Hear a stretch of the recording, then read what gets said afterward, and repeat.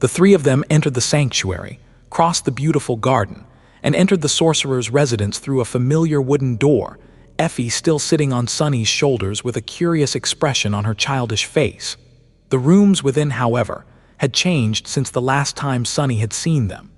The luxurious furniture was gone, as well as beautiful decorations covering the walls.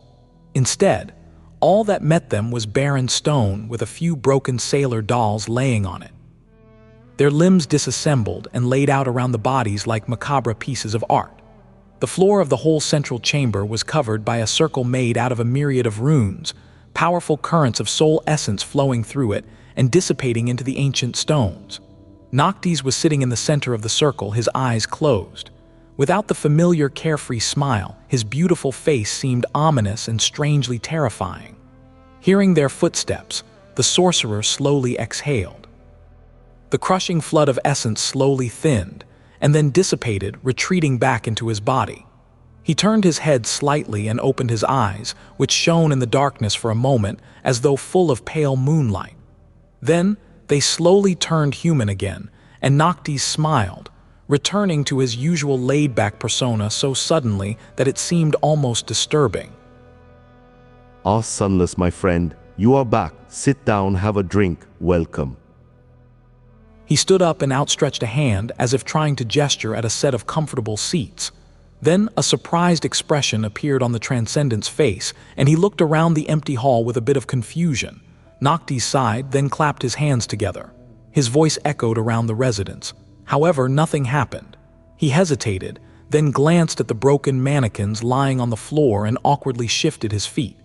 The sorcerer shook his head, then shrugged and looked at the three of them with a smile.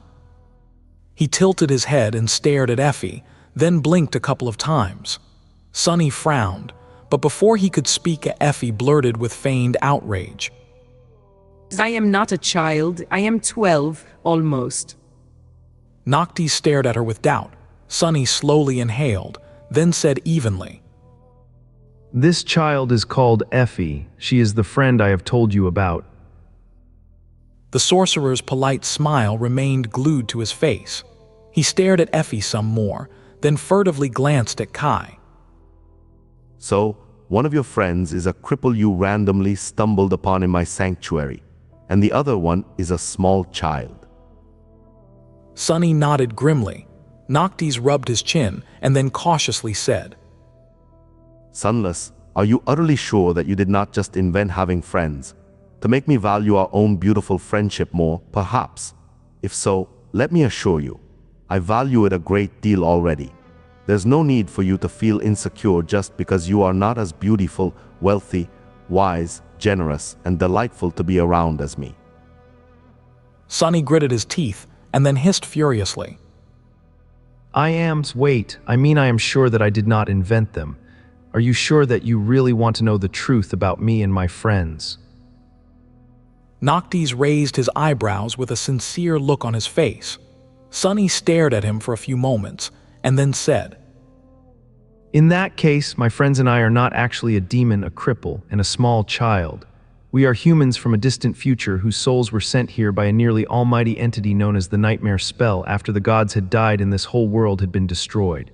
Oh, in this place, it is not real, you're not real too. All of it is just a complicated illusion created by the spell to test us three. No, us five actually, that's the honest truth." The sorcerer looked at him with wide eyes. Then he sighed, shook his head, and uttered in a hurt tone, "Sunless, there's no need to weave such stupid lies to mock me. If you don't want to tell me, you don't have to." He pursed his lips and turned away. Sunny flinched, then cleared his throat and remained silent for a couple of seconds. Finally, he said in an even tone, "Well, actually, not exactly. We did retrieve Effie and the knife, but..." Noctis looked at him with surprise. Sunny coughed. The sorcerer stared at him in shock. Kai sighed and then strained his vocal cords to speak. "We were left with no other choice. The maidens were willing to give us a chance to earn the right to take the glass knife away, but they would have never let Effie go. That was a tenet of their sect. So, the sect had to go instead." Noctis stared at them with wide eyes, his face turning deathly pale. He swayed a little and then yelped. But what do you mean, you killed all the maidens? How did you manage to kill them? What about their transcendent sect leader? Did you kill her, too? The three of them looked at each other with confusion. Then, Effie cautiously spoke up. The venerable foremother, who was the last transcendent of the Red Sect, died like 200 years ago. There were no other transcendents among the maidens since. The sorcerer blinked a couple of times. Sunny stared at him, aghast. Did that fool? Did he really forget that real people had a habit of dying from time to time, unlike his own immortal self? How insane could that charlatan really be? But then he had to stop himself. No, that was not right. Noctis was no fool, he just enjoyed playing one. There was no chance that the immortal would not have known whether or not there were transcendents living in his territory, which could only mean one thing. Sunny took a step forward and growled. Do not insult us. You knew perfectly well that there were no transcendents in the Temple of the Chalice. And you also knew that you could have easily obliterated that whole place and taken the glass knife if you wanted to.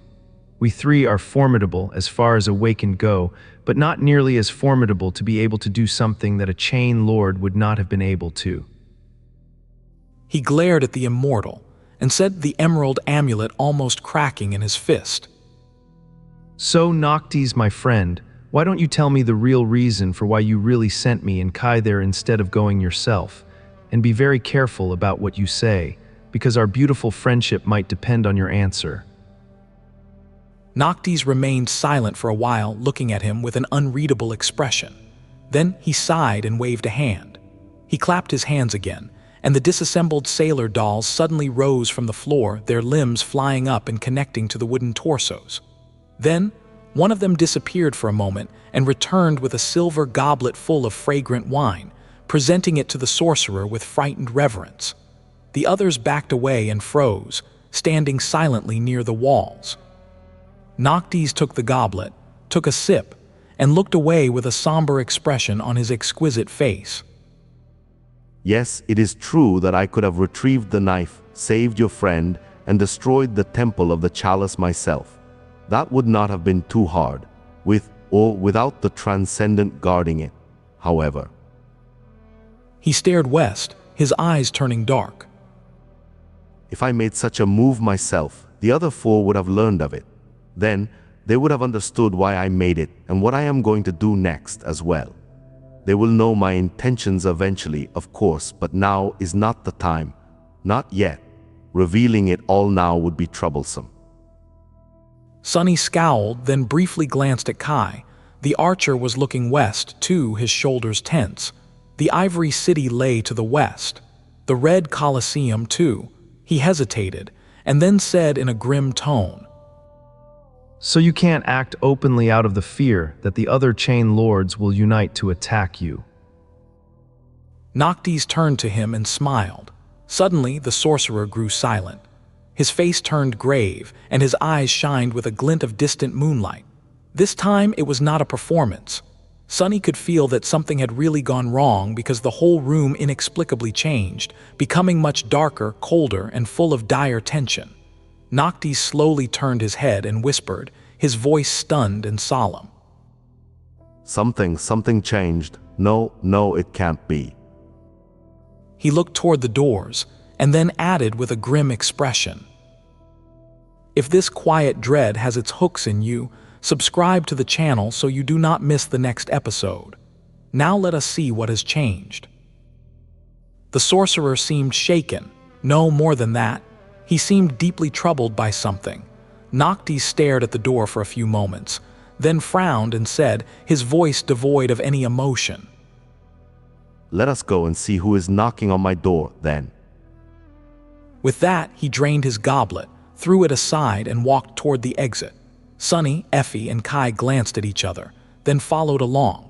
No matter who it was that had come to the sanctuary, they were currently enjoying the sorcerer's hospitality, so the identity of the new arrival concerned them too.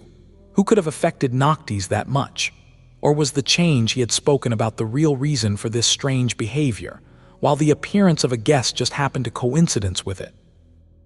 They were going to find out soon. Together, the four of them, 3 awakened and an immortal saint, crossed the garden of the sanctuary and walked between the ancient menhirs to the field of grass beyond. There, an elegant figure waited for them, dressed in an austere black garment. It was a young woman none of them recognized. The young woman was tall and slender, with pale skin and lustrous raven-black hair that moved gently in the wind. Her face possessed an almost otherworldly beauty to it, its lines full of solemn grace and splendor. However, that lovely face was blemished by a stark flaw. Her eyes were covered by a simple strip of black cloth, the same color as the dress she wore. The contrast between the austere black dress and the flawless white skin, between the softness of her captivating face and the severity of the crude blindfold, created a tantalizing, ominous, and slightly disturbing sight. However, Sunny was not paying attention to the young woman's sublime beauty or to her dress. Instead, his eyes were glued to a single detail. There was a leather belt tied around the beautiful stranger's slender waist, and on it hung a black scabbard. He recognized the hilt of the blade encompassed within in an instant. Quiet dancer, Cassie. For a moment, Sunny was overwhelmed by a feeling of profound, boundless relief. She was alive. Cassie was alive. All of them were. And now, despite all the dire trials of this harrowing nightmare, the 4 of them were finally reunited. It was as though a terrible weight that had been crushing his heart all this time, without him knowing, was suddenly lifted. Sunny felt Effie's grip on his horns grow tighter, and glanced at Kai to see that the young man's eyes were shining behind the wooden mask. The 2 of them had recognized Cassie too and were sharing in his glee. However, a moment later, Sunny's elation was gone. He remembered how and why they appeared in this field of grass to meet Cassie and looked at Noctis with concern. The sorcerer still had an ashen face. And unlike them, he did not have any warm feelings toward the blind girl. The situation was still strange and dangerous. As if sensing his gaze, Noctis frowned. Then looked at the beautiful woman with a dark expression and asked coldly, An eyeless of the Night Temple, isn't it terribly far for a blind priestess like you to travel south all alone? Speak, girl, what do you want? Cassie lingered for a moment, then bowed slightly. When she spoke, her unfamiliar voice sounded deep and pleasant. She said, Greetings, Lord Noctis. I bring a message from my mistress, the one in the north. The sorcerer grimaced. The blind girl remained silent for a few moments, then lowered her head slightly. She doesn't want anything, Lord Noctis. My mistress, Lady of the North, blessed of the black skies, is dead. Noctis swayed slightly as if struck. He stared at Cassie with a pale face, then raised a trembling hand and silently grasped his neck. After a few moments, he spoke again. What are you talking? What is the message she sent exactly? The blind girl was still looking down. Without raising her head, she answered evenly. Just these 3 words, I am dead. The sorcerer scoffed. Cassie silently shook her head. No, she was alive. Noctis gritted his teeth in outrage. Despite the sorcerer's irritated tone, Sunny could tell that Noctis was deeply aggrieved by the stunning news Cassie had brought, as if he had not been planning to kill the one in the north himself all along.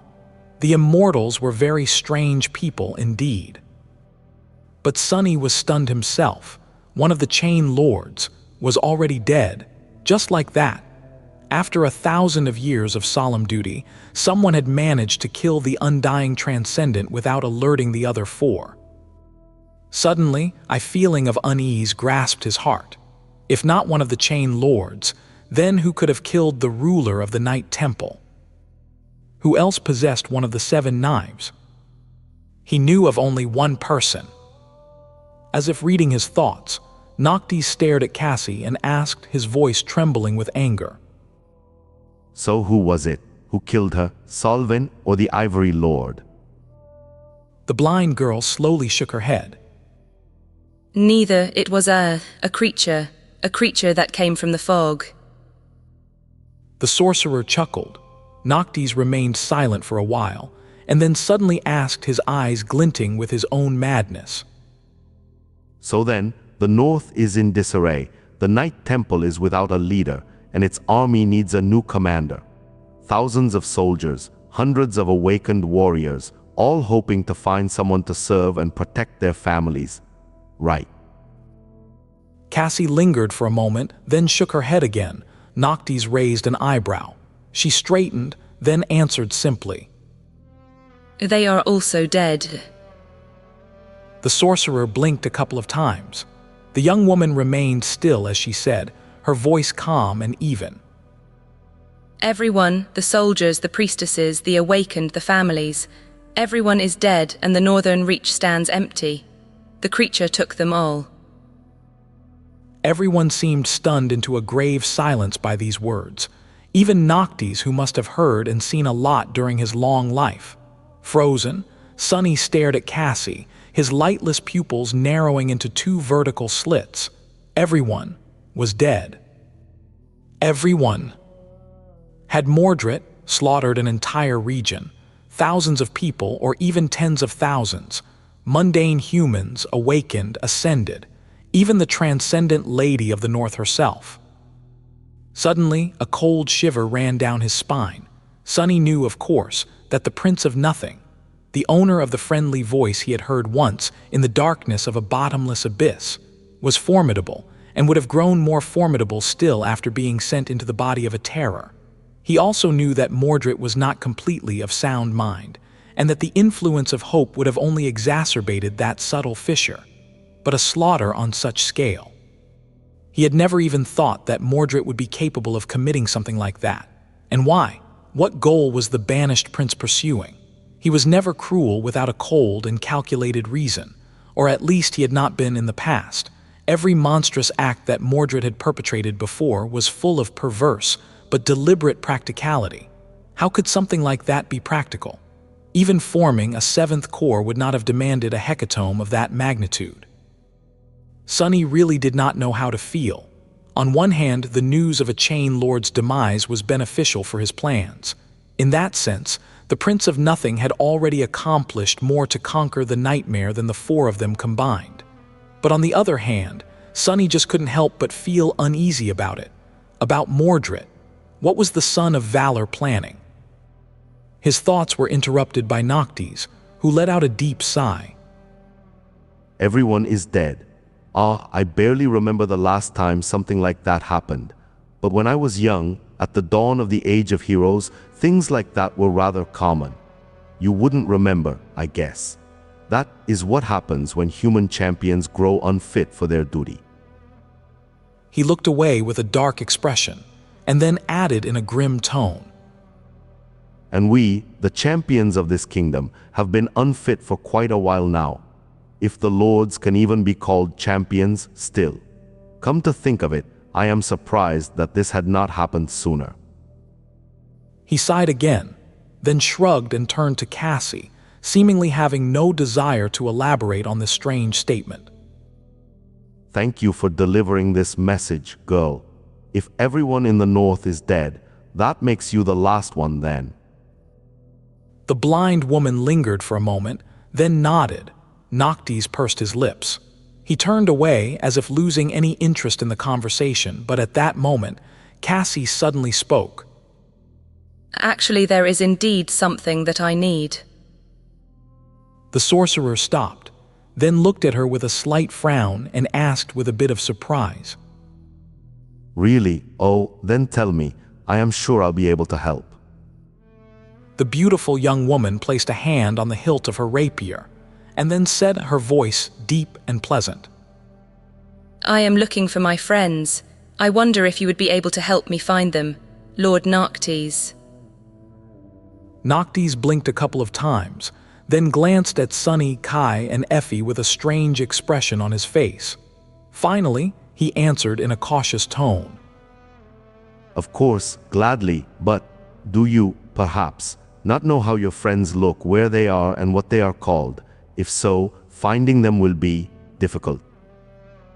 Cassie tilted her head, remained silent for a few moments, and then answered with a bit of confusion. Why would I not know? I am looking for a four-armed demon, a cripple with a grating voice, and a little girl. Their names are Sunless, Nightingale, and Raised by Wolves. They should be here in your sanctuary, my lord, or at least visited it not too long ago.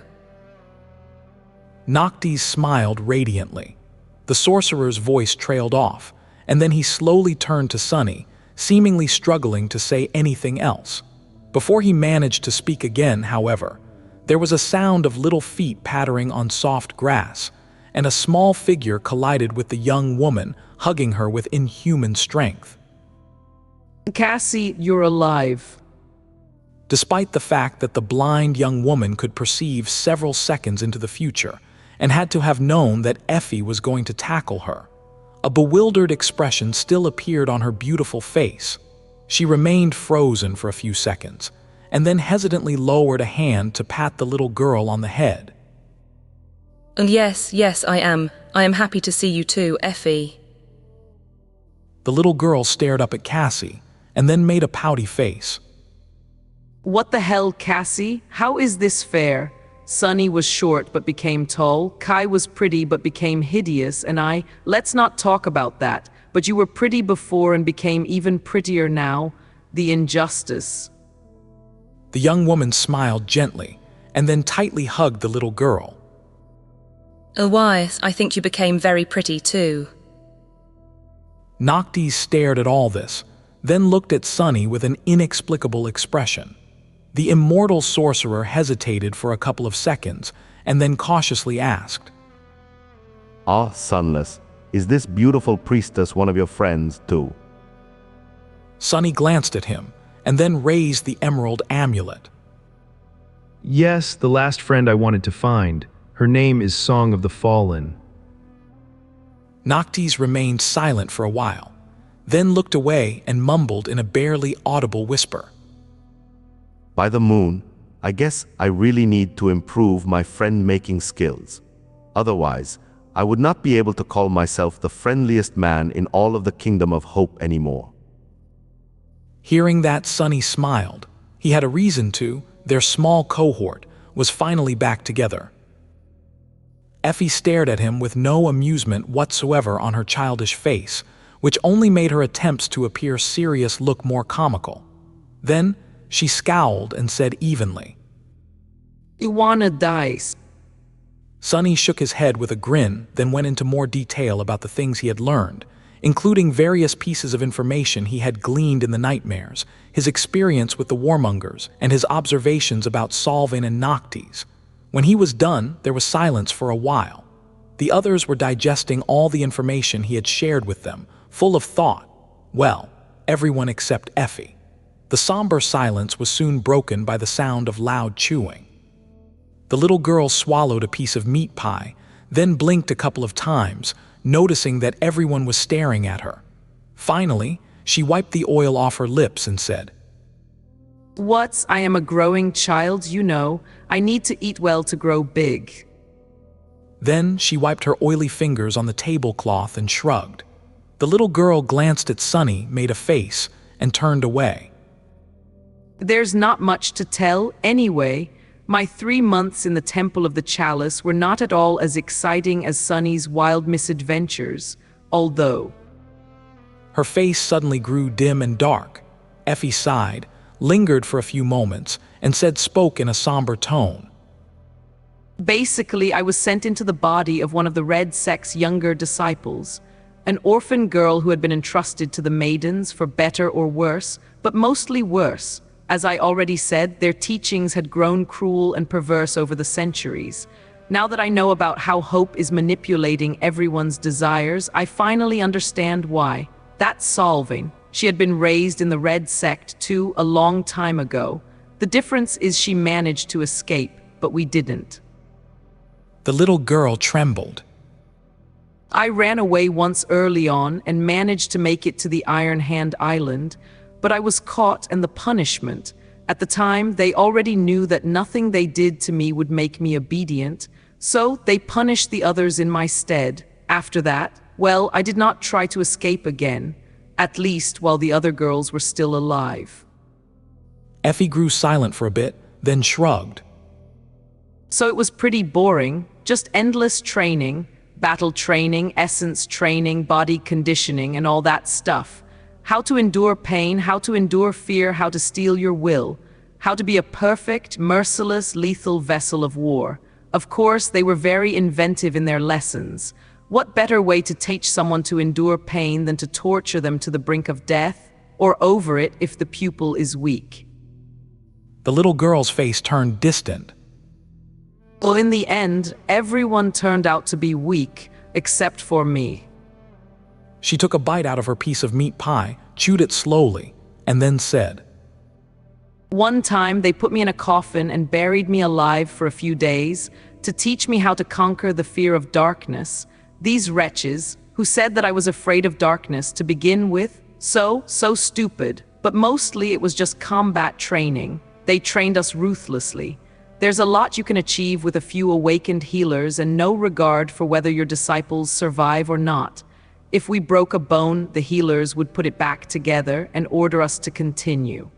If we bled too much, well, you get the idea. Effie shook her head. The thing was, though, that I was getting it even worse than the rest. The girl whose body I took had the misfortune of awakening at a very young age, you see. So the maidens saw her as their promised chosen one, a prodigious warrior fated to slay Solvain and wash away the humiliation she had visited upon the sect, to avenge her sin and sacrilege. So they worked me harder than anyone else. The little girl looked away, then sighed. The weirdest part was that all the vile crap they did to us was done without any hint of hatred, malevolence, or bad intentions. On the contrary, the older maidens treated us like their little sisters, when they were not torturing and killing us, of course. My teacher, Hilda, I think she thought of me as her own daughter. She cared. A lot of good it did in the end. She hesitated for a moment and then grimaced. Well, anyway, eventually I was the only one left. Actually, I think they went harder on the other girls because of me. My presence reignited their fervor, I think.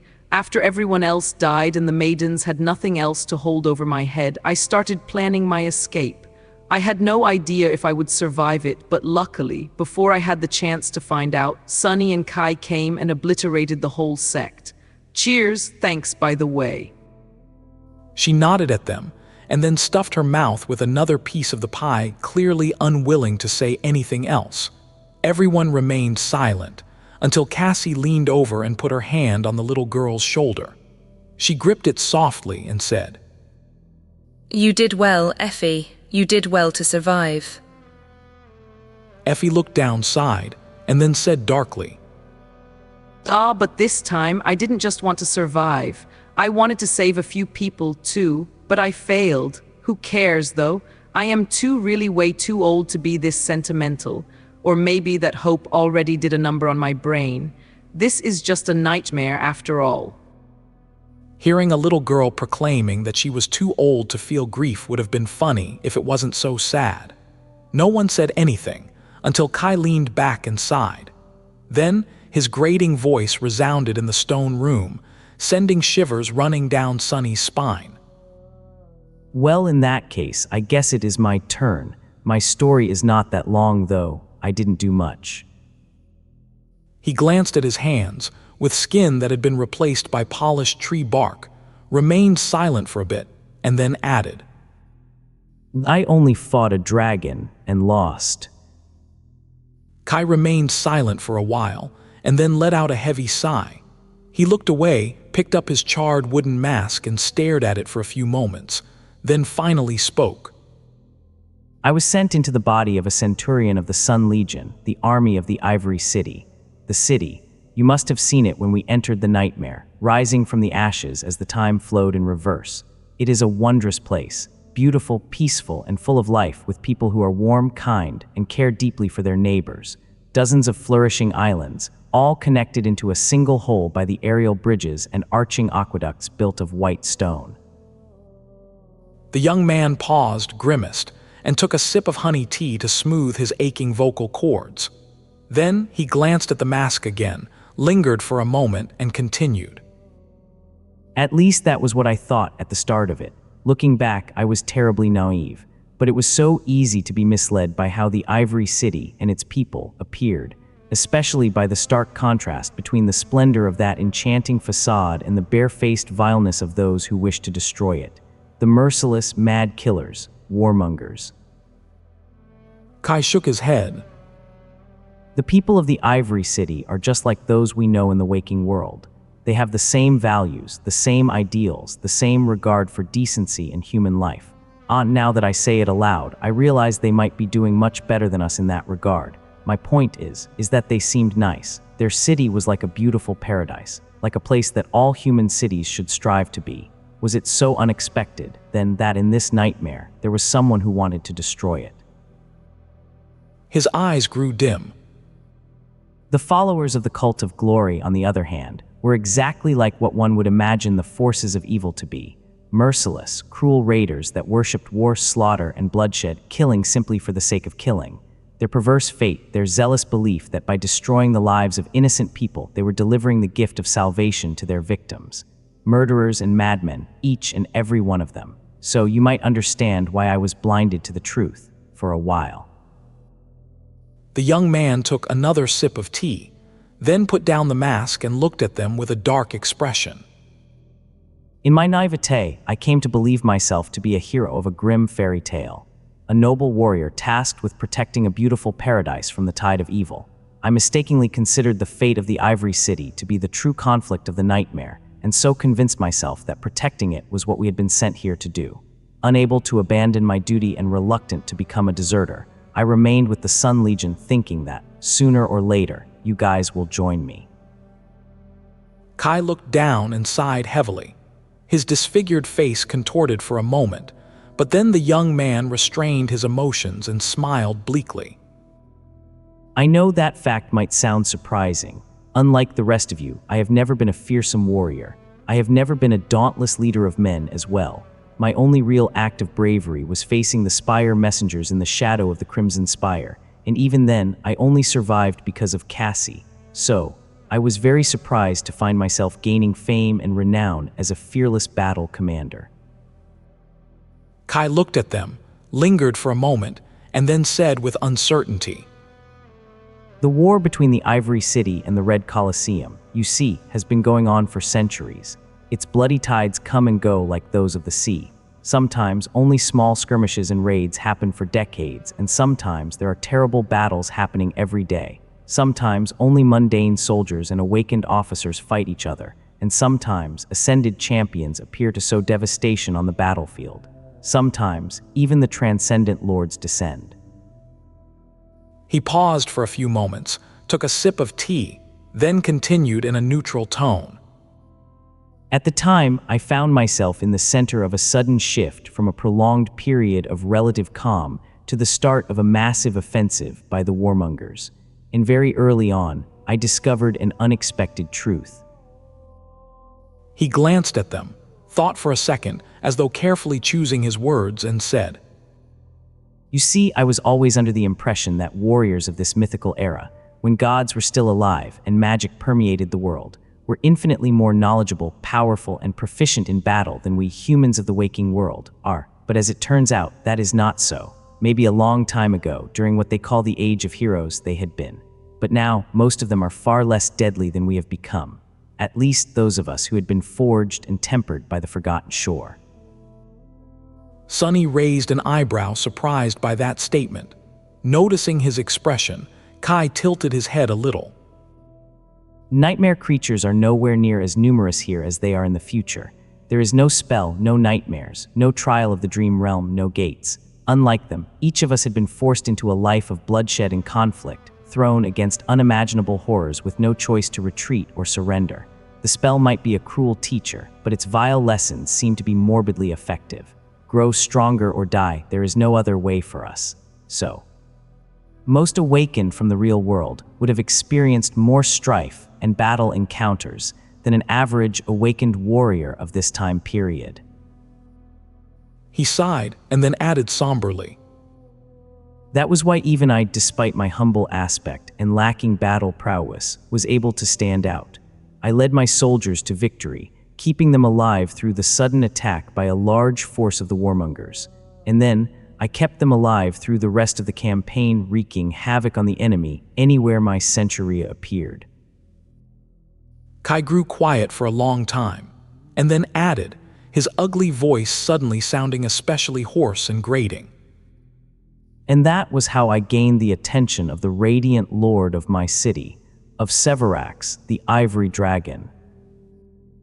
Kai poured more tea into his cup, then cradled it in his hands and looked away. He remained silent for a bit, then continued the ominous story. After many weeks of battles and bloodshed, the warmongers were pushed back, and my centuria was recalled back to the Ivory City to rest and recuperate from the hardships of war. We were met by a jubilant crowd that showered us with rose petals and sang our names. My name, too, louder than all the rest. Ah, what a beautiful sight it was. Victorious, we returned home, and everything was well. For a while, we enjoyed the beauty of the city and the warm company of our fellow citizens. He took a sip, then shook his head slightly.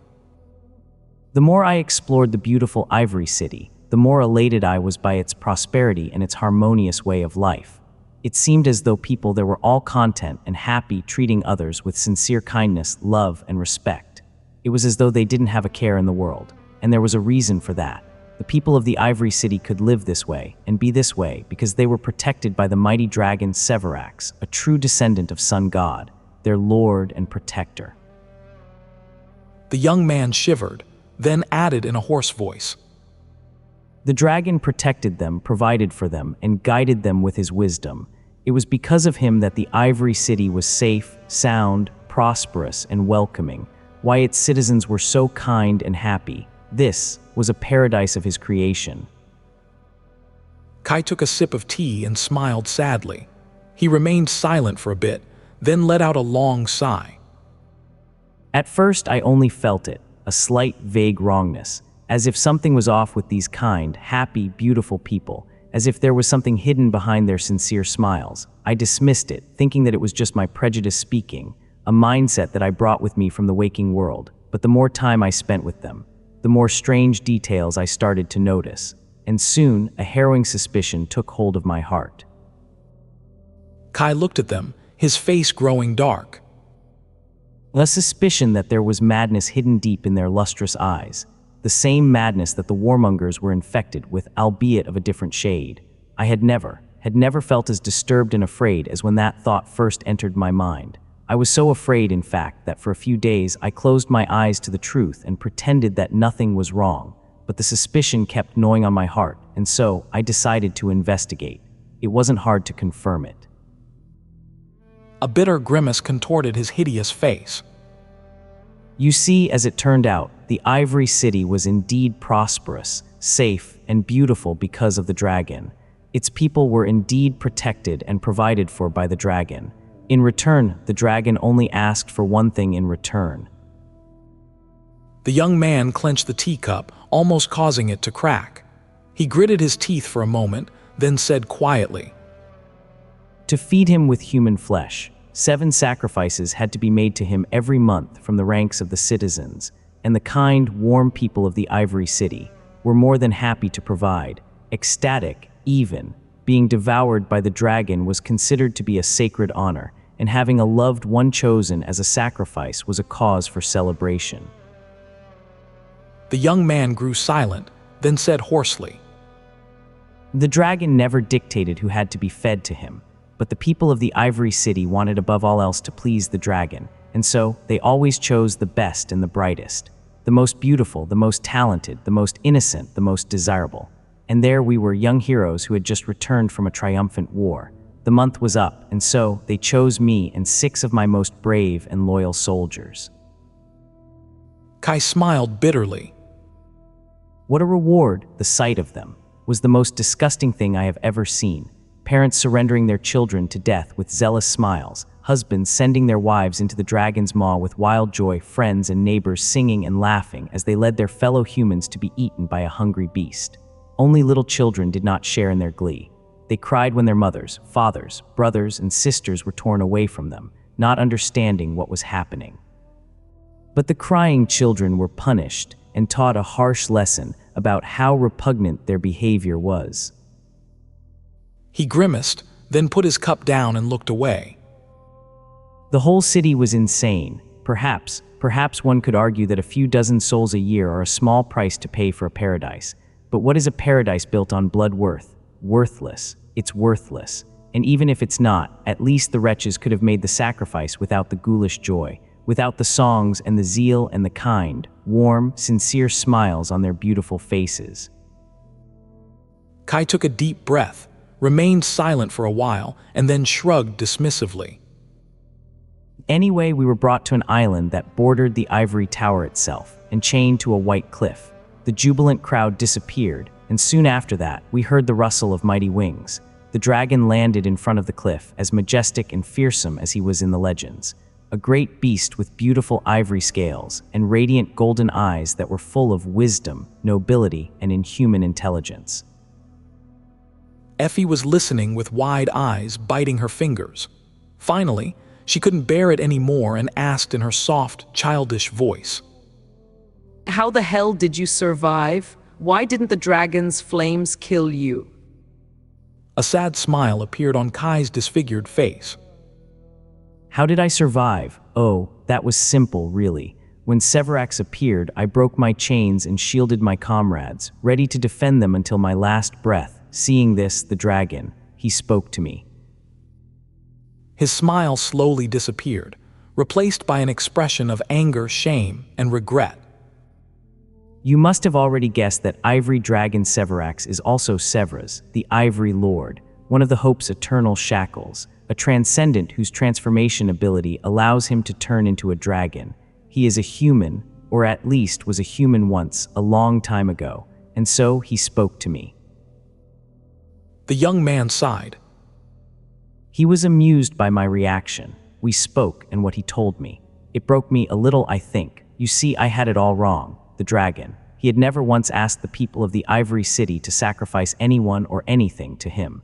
They had invented the story themselves and chose the number of the victims themselves and started bringing him sacrifices of their own free will, because doing so made them feel as though they were binding themselves to the dragon. That they were becoming a part of the dragon, and so were of the dragon and safe from him. Kai shook his head. Sevras. He had lost a part of himself a long time ago, I think. He told me that in the beginning, he wanted to be a good lord for the people, someone whom they could see and whom they could strive to become. And so he rarely appeared in his transcendent form before them. But as centuries passed, he noticed that people were disturbed by his human face and were only at peace when he came as a dragon, as if they needed him to be something else, something greater than them. And so, after a while, he abandoned his human form completely, and not long after that, the sacrifices began. The young man lingered for a few moments, and then continued. I asked him to spare our lives, but he refused. He told me that he had never accepted an unwilling sacrifice, and I was free. But the other 6, it was as though they were in a trance or had gone mad. They didn't even try to save themselves. No matter how I begged him to spare them, he refused. This was what his people desired, what they needed. They might have not been bound to him, but he was bound to them, burdened by them, and so when nothing else worked, I foolishly tried to stop him. He smiled bitterly. But how could I defeat a dragon? I am not a dragon myself, after all. He swatted me to the ground with one swipe of his tail, breaking my ribs and almost killing me. But I did not die. Instead, paralyzed, I watched as he turned his head, opened his maw, and turned my soldiers into ash with one immolating breath. Kai grew silent, his face unmoving. After a while, he spoke again. So overwhelmed with anger, grief, and despair, I screamed at him, cursing him, swearing that I will tell everyone the truth, that I will make them realize, that I will make them change. But he just looked at me tiredly and said, that I will see. And then the ivory dragon was gone, leaving me alone on the empty island. He looked down. I was too injured to move, and spent the rest of the night in the throes of pain. In the morning, the citizens of the Ivory City came, when they saw that I was alive. a pale smile appeared on his hideous face. They were stunned, scared, and angry, and so they built a pyre, tied me to a stake, and burned me. No matter what I tried to say, no matter how I tried to make them understand, they wouldn't listen. They only grew more scared and hateful. The dragon, he had been right. He had told me the truth, I saw. Kai picked up his tea, took a sip, and looked away. My bindings broke before I died, and so, horribly burned, I shot into the sky like a spark. I flew away from the city and somehow survived. Crippled and heartbroken, I slowly made my way east, finally reaching the Iron Hand Island, and then the sanctuary where Sunny eventually found me. Lord Noctis had replaced my burned skin and damaged muscles with enchanted wood and tree bark, and here I am, as good as new. He sighed, looked at them, and smiled. Luckily, I had friends that helped me pick myself up. You guys, I'll do whatever it is you decide to do, but if there is one thing I want to say, it is this. If Noctis wants to kill Lord Severax and end the dragon's reign, I would be happy to lend a hand. When Kai was finished with his story, everyone remained silent for a while. Eventually, the young man sighed and stretched out his hands, which were covered in polished bark and looked more like those of one of the sailor dolls than those of a human. He moved his fingers and then smiled lightly. Noctis did a wonderful job of healing my wounds. Just as he had said, some of the pain remains, but I am as strong and capable as I had been before. No, even more so. These enchanted limbs he gave me are much more sensitive to soul essence, and so they are more durable and powerful than my own flesh had been. I also collected a few memories during my time in the Sun Legion. Overall, my battle prowess has increased a lot since we entered the nightmare. Not to mention the experience I earned and the lessons I was taught. Whatever comes, I am ready. Sunny lingered for a few moments, then let out a low growl. What about the other transcendent of the Ivory City, the Sun Prince? Have you met him? Kai frowned and made a vague gesture with his hand. Yes, I think. The Sun Prince is supposed to be a brother of Severax. Among the people, it is believed that his soul resides inside the metal colossus that guards the Ivory City and sometimes leads the Sun Legion into battle. I've seen him once from afar, and to be honest, I am not quite sure if that thing is sentient or not. He hesitated for a bit and then added, You've seen him too. I think that it is his corpse that swings beneath the shipwreck island, tangled in the chain, although I can't quite imagine what kind of force could have destroyed that implacable giant. He is at least 90 meters tall, with a body cast out of solid steel and nearly invincible. He is also not a living creature, really, and so can't be killed by wounding or damaging his body. Sunny remained silent for a bit and then said, There is nothing that can't be killed or destroyed, not even the gods, so then, 3 of the Chain Lords are accounted for in the future. We've seen the bones of the dragon Severax on the Ivory Island, and both his brother and Solving found their doom near the wreck of Noctis' ship. But what exactly happened? How did they fall, and how did Hope escape? What happened to Noctis himself, as well as the one in the north? How was the Ivory City destroyed? How did the tower break free of its chains? No one answered, as perplexed as he was. After some time, Cassie finally spoke. I am not sure what happened, but I know one thing. Because of our arrival, it is happening faster. They turned to her, and after a moment of silence, Sunny asked, Yours is the last story left, and to be honest, it is the story I am interested in hearing the most, because it concerns the 5th awakened sent here by the spell, Mordret. He found a way to enter the seed with us, didn't he? Cassie sighed heavily and turned her head away. After a while, she said, Yes, he did. The blind young woman remained silent for a few moments, gathering her thoughts, and then faced them again. Unlike what happened to the 3 of you, my arrival into the nightmare was not too harrowing, at least not at the start. I was sent into the body of a young priestess whose duty was to tend to the high priestess of the Night Temple, the one in the north. In this era, the Night Temple still belongs to the cult of the goddess of the black skies, of Storm God, the deity of darkness, stars, and guidance, and so no light is allowed on the temple's premises. She touched her blindfold briefly, then slowly lowered her hand. The acolytes spend long years living in the darkness and blind themselves before becoming priestesses. For that reason, they are known as the eyeless. Many of the eyeless are seers and possess powers of prophecy and divination. For most, becoming a blind priestess inside a lightless temple would have been a terrible trial. But for me, it was strangely soothing. To find myself among those similar to me, in a place where my blindness wasn't an aberrant oddity, but instead a choice. A pale smile appeared on her lips. However, it was my lady that I found the most comfort in. The one in the north, the oracle of the night. She was not unkind. She treated me well enough, and I have learned a lot from her knowledge and wisdom.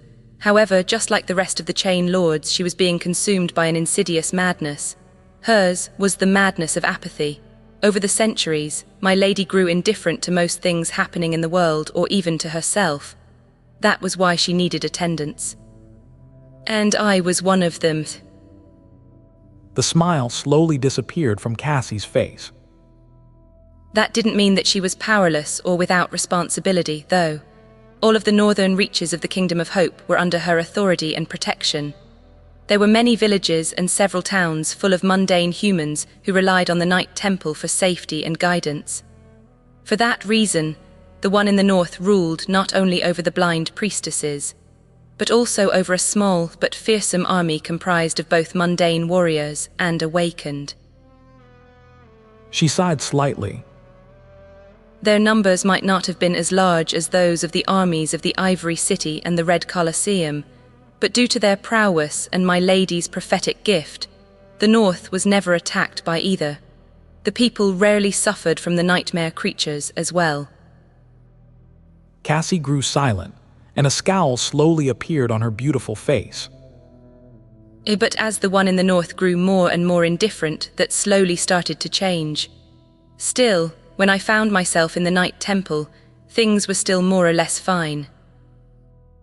Her scowl deepened, and her face grew dark and despondent. The blind young woman lingered, and then said in a grim voice, Until they weren't. It was getting late, and darkness crawled into the stone room, drowning its corners in shadows. Cassie sat motionlessly, the graceful lines of her beautiful face contorted by a deep scowl. Then, a heavy sigh escaped from her lips. It started soon after I entered the nightmare, but no one paid it much attention at first. There were just strange rumors that reached the temple, resembling scary stories that people like to tell each other when the sun is gone and darkness envelops the world. Rumors of a pleasant voice that came from the fog. She gritted her teeth for a moment. Perhaps if my lady's affliction was not as severe, we could have done something then. After all, in this world, scary stories often come true, and this one was more ominous than the rest because it had to do with the fog. The Night Temple stands at the boundary of the Hollow Mountains after all, and of the mist that shrouds them. But she was distant and uncaring, and so we have grown aloof too. Cassie somberly shook her head, then continued, her low, deep voice enveloping the room and her three listeners. As time went by, the rumors started to change. They grew more menacing and dire, telling tales of people who listened to the fog and disappeared without a trace. At that point, the eyeless grew concerned, suspecting that a corrupted creature had found its way into their land. Many of them possessed a high affinity to revelation after all, and they could feel it. Unease threatened danger. So a priestess was sent to investigate, escorted by a squad of experienced awakened soldiers. And at the same time, it was decided that a divination will be performed. She lingered for a moment. The divination showed no result, and the priestess, she failed to return with useful clues. In fact, she did not return at all. She and her escort disappeared without a trace, as though they had never existed. Just like the people from the rumors. Only by then, no one thought of them as mere rumors anymore. The blind young woman shivered, then said in an even voice, Finally, we became alarmed.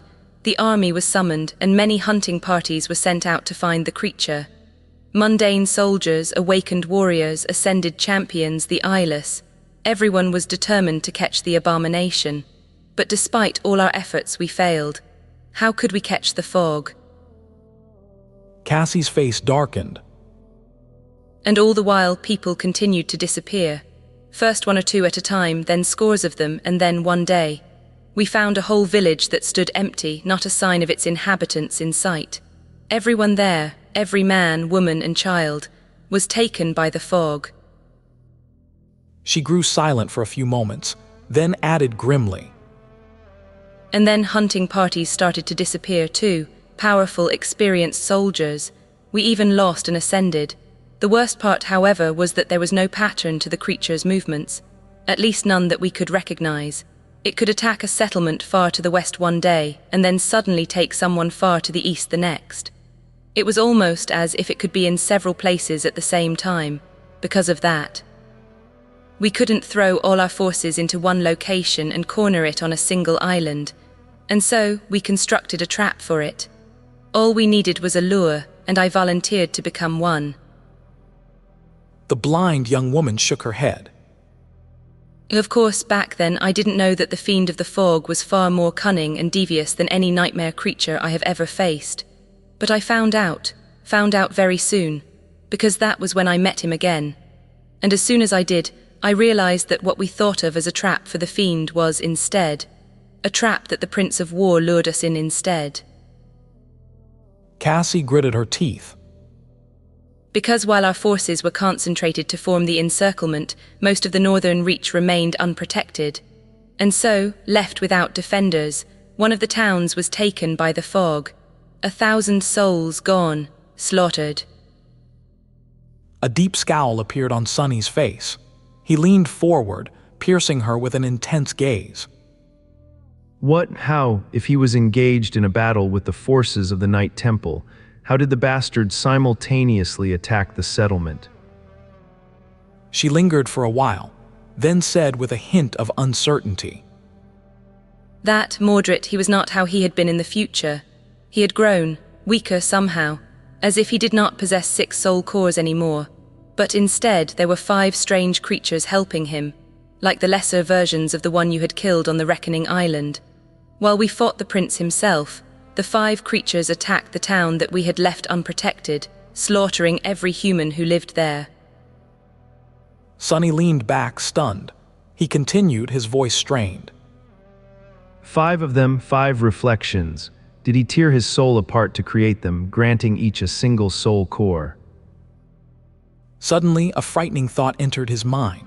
Divine aspect holders like Mordred and him followed a slightly different path than the rest of the awakened. Unlike those with aspects of a lesser rank, they could create 7 soul cores by absorbing fragments. Whether of souls or shadows didn't matter.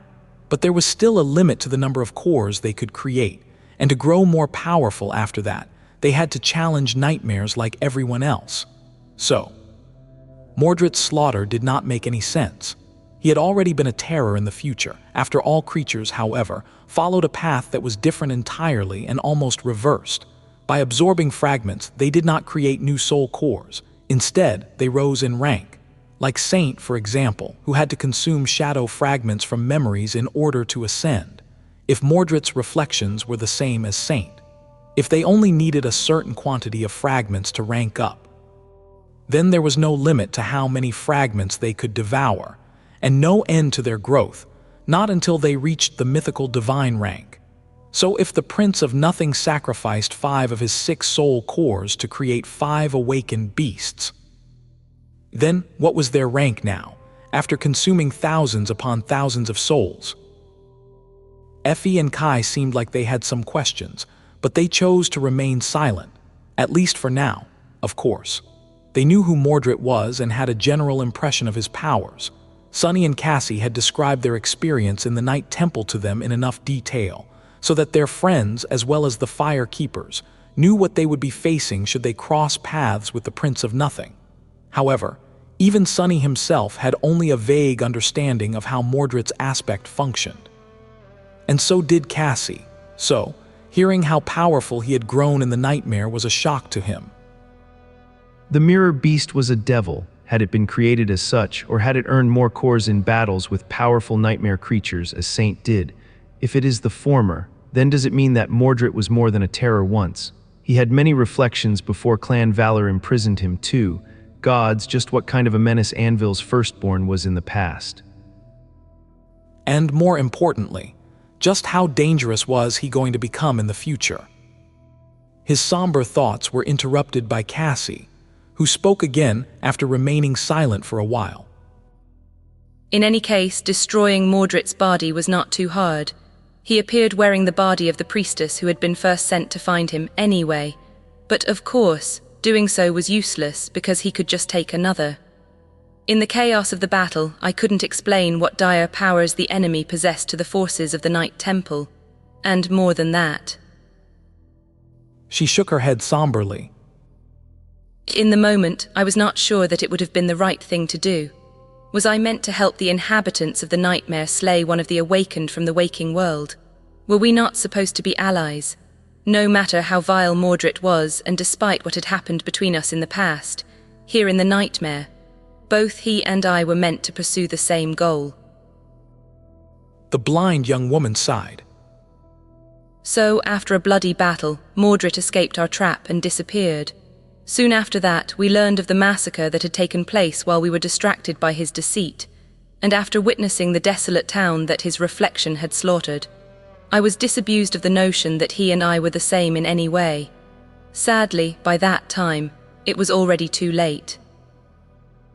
Cassie lowered her head, then continued quietly. After feasting on the souls of the town's inhabitants, the reflections became much more powerful. Mordret was not bound by the necessity to stay hidden anymore as well. His attacks grew much more frequent and devastating, and the number of his victims started to grow with chilling speed. The more people he killed, the more dangerous he became. He was not invincible, of course, among the awakened serving the Night Temple. There were a lot of those who possessed means to contain him, especially the eyeless, who, like me, were immune to his possession, but Mordret knew that as well. And so, he went after those who could threaten him first. She paused for a moment, her face growing solemn. Eventually people, those who were still alive at least, became so terrified that they left their homes and fled to the Night Temple, hoping that the High Priestess would protect them. The army and the priestesses grew desperate as well. We begged the one in the north to intervene. She was a transcendent and an oracle without an equal after all. And despite her indifference, my lady promised to face the creature herself. That day, people were so relieved that they held a grand celebration. Cassie remained silent for a while, and then continued, her voice growing sad and wistful. While everyone was celebrating, however, my lady summoned me in secret and asked me to deliver a message to her old friend, Lord Noctis in the east. Just 3 words, I am dead. She paused for a moment and turned away, her beautiful face growing still. I was appalled, of course. What about her immortality? What about all these people whom she promised to protect? She smiled sadly and told me that they were all dead as well, and that it was better that way. A heavy sigh escaped from Cassie's lips. I left the next morning and made my way south all alone. Traveling through the wilderness of the Kingdom of Hope, blind and without anyone's help, was not easy. But I managed to survive somehow. Whether by luck or due to the one in the north protecting me, Mordret never intercepted me. I had to face a few powerful nightmare creatures, though, as well as other dangers along the way. I overcame these obstacles and eventually reached the sanctuary. And on the day that I arrived, I finally felt it, the sudden change. A dark expression appeared on her face. My lady had died, and another flaw was added to Hope's prison. The approaching disaster was accelerated even more. You know the rest. For a moment, Sunny could sense a hint of profound sorrow in Cassie's voice, but then it disappeared, and the blind young woman smiled. So now, I guess we know enough to make a decision about whether or not to support Noctis in his war against the rest of the Chain Lords. He frowned, and then said in a grim tone, There is one thing we don't know, though, something that can potentially change everything. Mordret, what is his goal? What is he going to do when the 4 Chain Lords go to war? Cassie hesitated and slowly shook her head. That I don't know. He must have realized the nature of the nightmare's conflict himself by now, or maybe he had always known it through means that none of us can even guess about. He was the one who had sought out this seed, put the idea of seeking out the knives into our heads and manipulated us into bringing him here after all. No matter what his goal is, though, I doubt that he just wants to become a master. He is here for something else as well. Sunny remained silent for a bit, then let out a frustrated growl and turned away. All right then, I guess it is time to choose our fate. No one spoke for a while, before Effie finally broke the silence. Yeah, I mean, it is not much of a choice, is it? Sure, going against 3 immortal saints does not seem like a picnic, but we already know that they had been defeated in the end somehow, so it is not impossible to do, and we don't even know what the alternative is. How do we ensure that Hope doesn't escape her prison? Kill Noctis. That would only delay the inevitable, since this whole damned place is already on the verge of collapse because of her influence. That Hope, she is scary. She hesitated for a moment, then asked with a bit of confusion. To be honest, I am not even sure what she is. What kind of a demon is powerful enough to drive a whole region mad? Is she unholy? Sunny sighed, then massaged his temples. No, if anything, she is divine. She is also not a demon. She is a demon. Demons were lesser deities of sorts who are said to have created themselves. They appeared out of nowhere, possessing powers that were similar to those of the gods, but different. The spell has a weird tendency to never mention the word demon, though, for some reason. In any case, it seems that the gods and the demons eventually had a big, terrible war. And Hope's imprisonment and escape were a prelude to that war, I think. Effie listened to him without any particular expression, then said listlessly, Oh, well, in that case, that just proves my point. Trying to keep a thing like her in chains, doesn't killing 3 immortal saints suddenly seem easy in comparison? Kai moved slightly, and then his hoarse voice suddenly resounded in the stone room. I think we are looking at it wrong. The question is not what should we do. It is what should be done, don't you think? Yes, there is no particular way in which a nightmare has to be resolved, but that doesn't mean that some resolutions cannot be right and some cannot be wrong. This land has been turned into hell by Hope, who is trying to escape her chains. Until she is released, that will not change.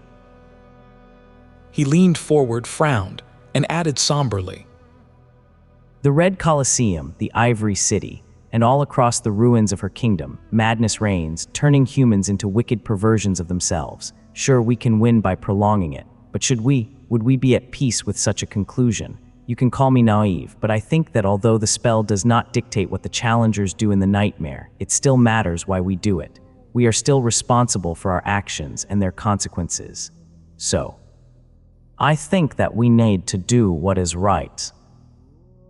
Sunny glanced at him and then asked, his voice harsh, Who's to say what is right? How do you know that by releasing Hope, we won't be dooming everyone living here to an instant death, 1,000 years in chains? Personally, I would have been a bit angry. Kai lingered for a moment, then shook his head. You are right, I might not know what is right, but I do know what is wrong, and what I saw here was deeply, deeply wrong. Sunny stared at him for a bit, then shrugged. Well, it's not like I disagree. In fact, I hate this place with a passion. I don't really care if Hope simply kills everyone either. As far as I'm concerned, the bastards deserve it. He waited for a few moments, then turned to Cassie. What about you? You've been terribly quiet. The blind young woman hesitated for a while, then spoke evenly. I am willing to do whatever you decide. I'll trust your judgment, Sunny. He frowned, studying her face with a dark expression. Wise, you don't have an opinion. Cassie remained silent for a bit, then simply shook her head. Sunny muttered a quiet curse at the whole situation. He knew, of course, why the blind girl was reluctant to speak. She must have seen something, a glimpse of the future that she did not want to share, knowing that it would affect their thinking, possibly informing the very event she wanted to happen, or wished to avoid. Her own opinion was already compromised by that knowledge, and so Cassie had decided to remove herself from the decision completely. It seemed as though she had grown wary of her visions and the consequences of acting on them after the Forgotten Shore. Sunny grumbled a bitter complaint about damned oracles. Sunny sighed, then glanced at Effie and Kai. Well, then there is not much to discuss. The two of you are keen to join Noctis, and I guess I am too. He might be a madman, but at least he is a madman we know, and I also sort of like the guy, despite the fact that he is a dishonest, lying, conniving, crazy, dastardly cheat. No one is perfect, you know. Effie giggled. Wow, it's almost as if he's reminding me of someone. Now who might that be? Then she grinned at Sunny and asked, That's settled then. So, should we go and deliver the good news to that dastardly cheat? You know, about how he doesn't need to kill us and put our souls into home appliances. She seemed like she was ready to go, but Sunny stopped her with a hesitant gesture. This next part. He had thought about it a lot, not knowing if it was the right thing to do or a giant mistake. He was still not sure, but had a feeling that the decision he had made in the end was a correct one. At least it felt that way. In any case, there was no going back. Sunny remained silent for a bit, and then glanced at his friends with a tense expression. Before we do, there is something I need to tell you. Effie and Kai stared at him with slight surprise written on their faces, while Cassie's eyebrows suddenly flew up. She already knew what was about to happen, of course. Kai looked at him and smiled. Oh, what is it? Sunny sighed, turned away, then faced them and shrugged. It's nothing too serious, just, well, to tell you the truth. He gripped the emerald amulet tighter and said, My flaw is that I can't lie. I have a true name which I received in my first nightmare. My aspect is of the divine rank. I have 3 soul cores, actually shadow cores, which technically makes me a demon, hence this ugly body. I have already unlocked my aspect's legacy. I inherited the lineage of one of the 7 demons. Oh, and also, how do I say this? I might be Lord Mongrel. Sorry about that one, Kai. Effie, who was already standing up to leave, froze, then slowly sat back down. Kai dropped his wooden mask to the floor and stared at him with wide eyes. Even Cassie seemed a bit stunned, despite knowing most of the things he had just said already. A deathly silence settled in the room, and Sunny found himself being pierced by 2 dumbfounded gazes. He scratched his neck, then coughed awkwardly and looked away. Yeah, that's more or less all that I wanted to say. Of course, the decision to reveal these secrets to his friends had not been an easy one. In fact, it went against everything that Sunny believed in. Every instinct in his body screamed that he was making a terrible mistake. But instinct was not always the best advisor. Otherwise, what was the point of having intelligence and the ability to think about your decisions? The fact of the matter was that Sunny had already done irreparable damage to his relationships once because of his untrusting nature. Back on the Forgotten Shore, he had kept his secrets a little bit too well, failing to understand how his deceptiveness would make others perceive him.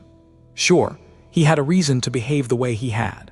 And yes, he had never really lied to his allies, simply withholding or manipulating the information a little to keep himself safe. But the others did not know about his reasons.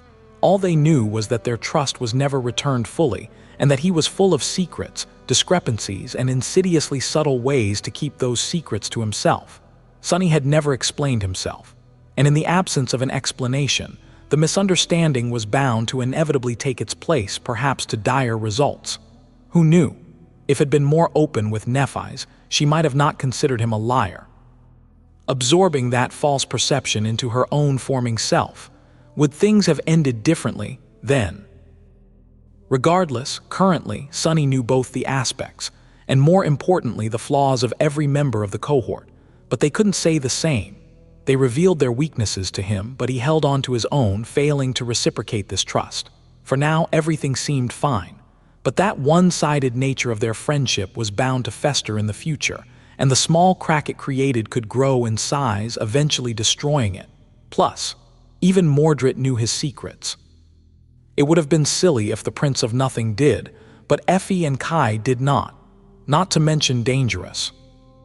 So Sunny decided to take a leap of faith and put his trust in his friends. It had been a long time coming anyway, but damnation. Why did being honest with people feel so disgusting? What a loathsome sensation. Curses, I'm all itchy. After a full minute of stunned silence, Effie finally spoke, her voice sounding uncharacteristically tame. Now, hold on, wait a minute. She raised her small hand and showed one finger. Your flaw, we sort of already had a general idea after spending so much time with you. It is still, wait, you can't lie at all? What? Sunny shrugged. I can't say a lie aloud, and I am compelled to answer any question asked of me truthfully, or at least to the best of my ability. He expected some sort of spicy question to follow immediately, but Effie remained silent, showing just how bewildered she was. Even her usual mischievousness disappeared. Instead, the little girl simply raised a second finger. All right, the true name, we sort of figured that out too. You seemed reluctant to share it for some reason, so Kai and I did not press. Sunny let out a heavy sigh, hesitated for a moment, then forced himself to speak. That has to do with an innate ability of my aspect. If certain conditions are met, it can make me vulnerable to those who know my true name. That is why I kept it a secret, and also put a lot of effort into appearing as weak and pathetic as possible, so that no one would even suspect that a weakling like me could possess a true name. His face grew a bit dim. Being considered a weakling is generally great because it makes enemies underestimate you. I'm more than fine with people thinking little of me, but after I started pretending, things got out of hand really fast. Effie blinked a couple of times, remained silent for a moment, and raised a third finger. Well, I guess that explains a few things. Now about Lord Mongrel, we knew, of course. I mean, it was sort of obvious. At that point, both Kai and Cassie turned to her and spoke simultaneously. Kai seemed even more surprised than before. What? I didn't know. Cassie, meanwhile, seemed a bit confused. She asked hesitantly. I am sorry, but who is Lord Mongrel? Effie stared at them with a funny expression. What do you mean, you did not know? You were the one who helped him buy that armor. Kai opened his mouth, then closed it, then opened it again. Wait, what armor? I helped. The stone armor from the memory market. That dusty, ugly thing. No, it's not the same. The material is completely different. The fit, the design. Mongrel's armor is very chic. Not at all like that cumbersome stone clunker. Sunny covered his face, then said somberly. The stone changes to a stone-like metal due to an enchantment. It was just broken and required an awaken to activate the restoration process. As for the fit, you do remember that memories adjust themselves to accommodate the owner's body, right? Hell, now that I have a tail, even it is armored when I summon the mantle. The young man stared at him with a lost expression, then leaned back on his chair. Oh, I see then, but I mean no, never mind. Sunny massaged his temples. I never meant for Mongrel to get famous. I just wanted to practice swordsmanship in the dreamscape, and all good aliases were already taken. Who knew that a damned broadcaster would spread the clip of me dispatching him everywhere on the network? Oh gods, and things only got worse after that. Effie looked at him, then at her 3 fingers, then made a little fist. But the rest, a divine aspect. What? Do those even exist? 3 soul cores, a demon's lineage, what even is that? And what is next? Are you going to tell us that you have a divine memory or something? The little girl let out a nervous giggle and mockingly shook her head. Sunny stared at her for a bit, then cautiously cleared his throat. Well, actually, I have 2. Some time later, Sunny left the room, walked between the tall menhirs, and entered the sprawling garden of the sanctuary. The cohort had intended to talk to Noctis together, but after his bombshell of a revelation, the others needed some time to digest all the new information and decided to stay behind. Sunny muttered that it was understandable. In truth, Sunny wanted to be alone for a few minutes as well. Although he felt that he had made the right decision, revealing his secrets was an uncomfortable experience. He felt as if an invisible weight had been lifted off his shoulders a bit, but also rattled and uneasy. He felt naked. Sunny could use a little solitude to gather his thoughts too. After the initial shock, he had gone into more detail about his capabilities, explaining how a divine aspect worked and the circumstances of how he earned it. However, it was not like he knew a lot about this matter himself, so the conversation was not too long. It had helped the others better understand his powers as well as that of Nephi's, and most importantly of Mordret. Now, they were as ready to face the Prince of Nothing as they could be, should a conflict with him happen. Additionally, due to everyone gaining deeper insight into Sunny's powers, their already profound synergy as a battle unit was bound to grow even more refined. Sunny kept a few things to himself as well. The difference was that if before there had been a strange dynamic between him and his friends, where they pretended to not know that he wasn't being entirely honest with them, and he pretended to not know that they knew. Now, the existence of those white spots had been openly acknowledged by him. Effie and Kai understood that there were things he wasn't ready to share, and why he was reluctant to do so. They seemed to respect his wishes. All in all, it went surprisingly well, walking through the beautiful garden, which was illuminated by the pale light of the full moon. Sunny enjoyed the tranquil air of the sanctuary. At some point, however, a slightly disconcerting thought entered his mind. I wonder, was this decision of mine influenced to some degree by Hope's poison? If so, what deep desire of mine had she amplified to push me toward being honest with my friends for a change? Suddenly thoughtful, Sunny approached the door of the sorcerer's lair, waited patiently for the sailor dolls to open it, and walked inside.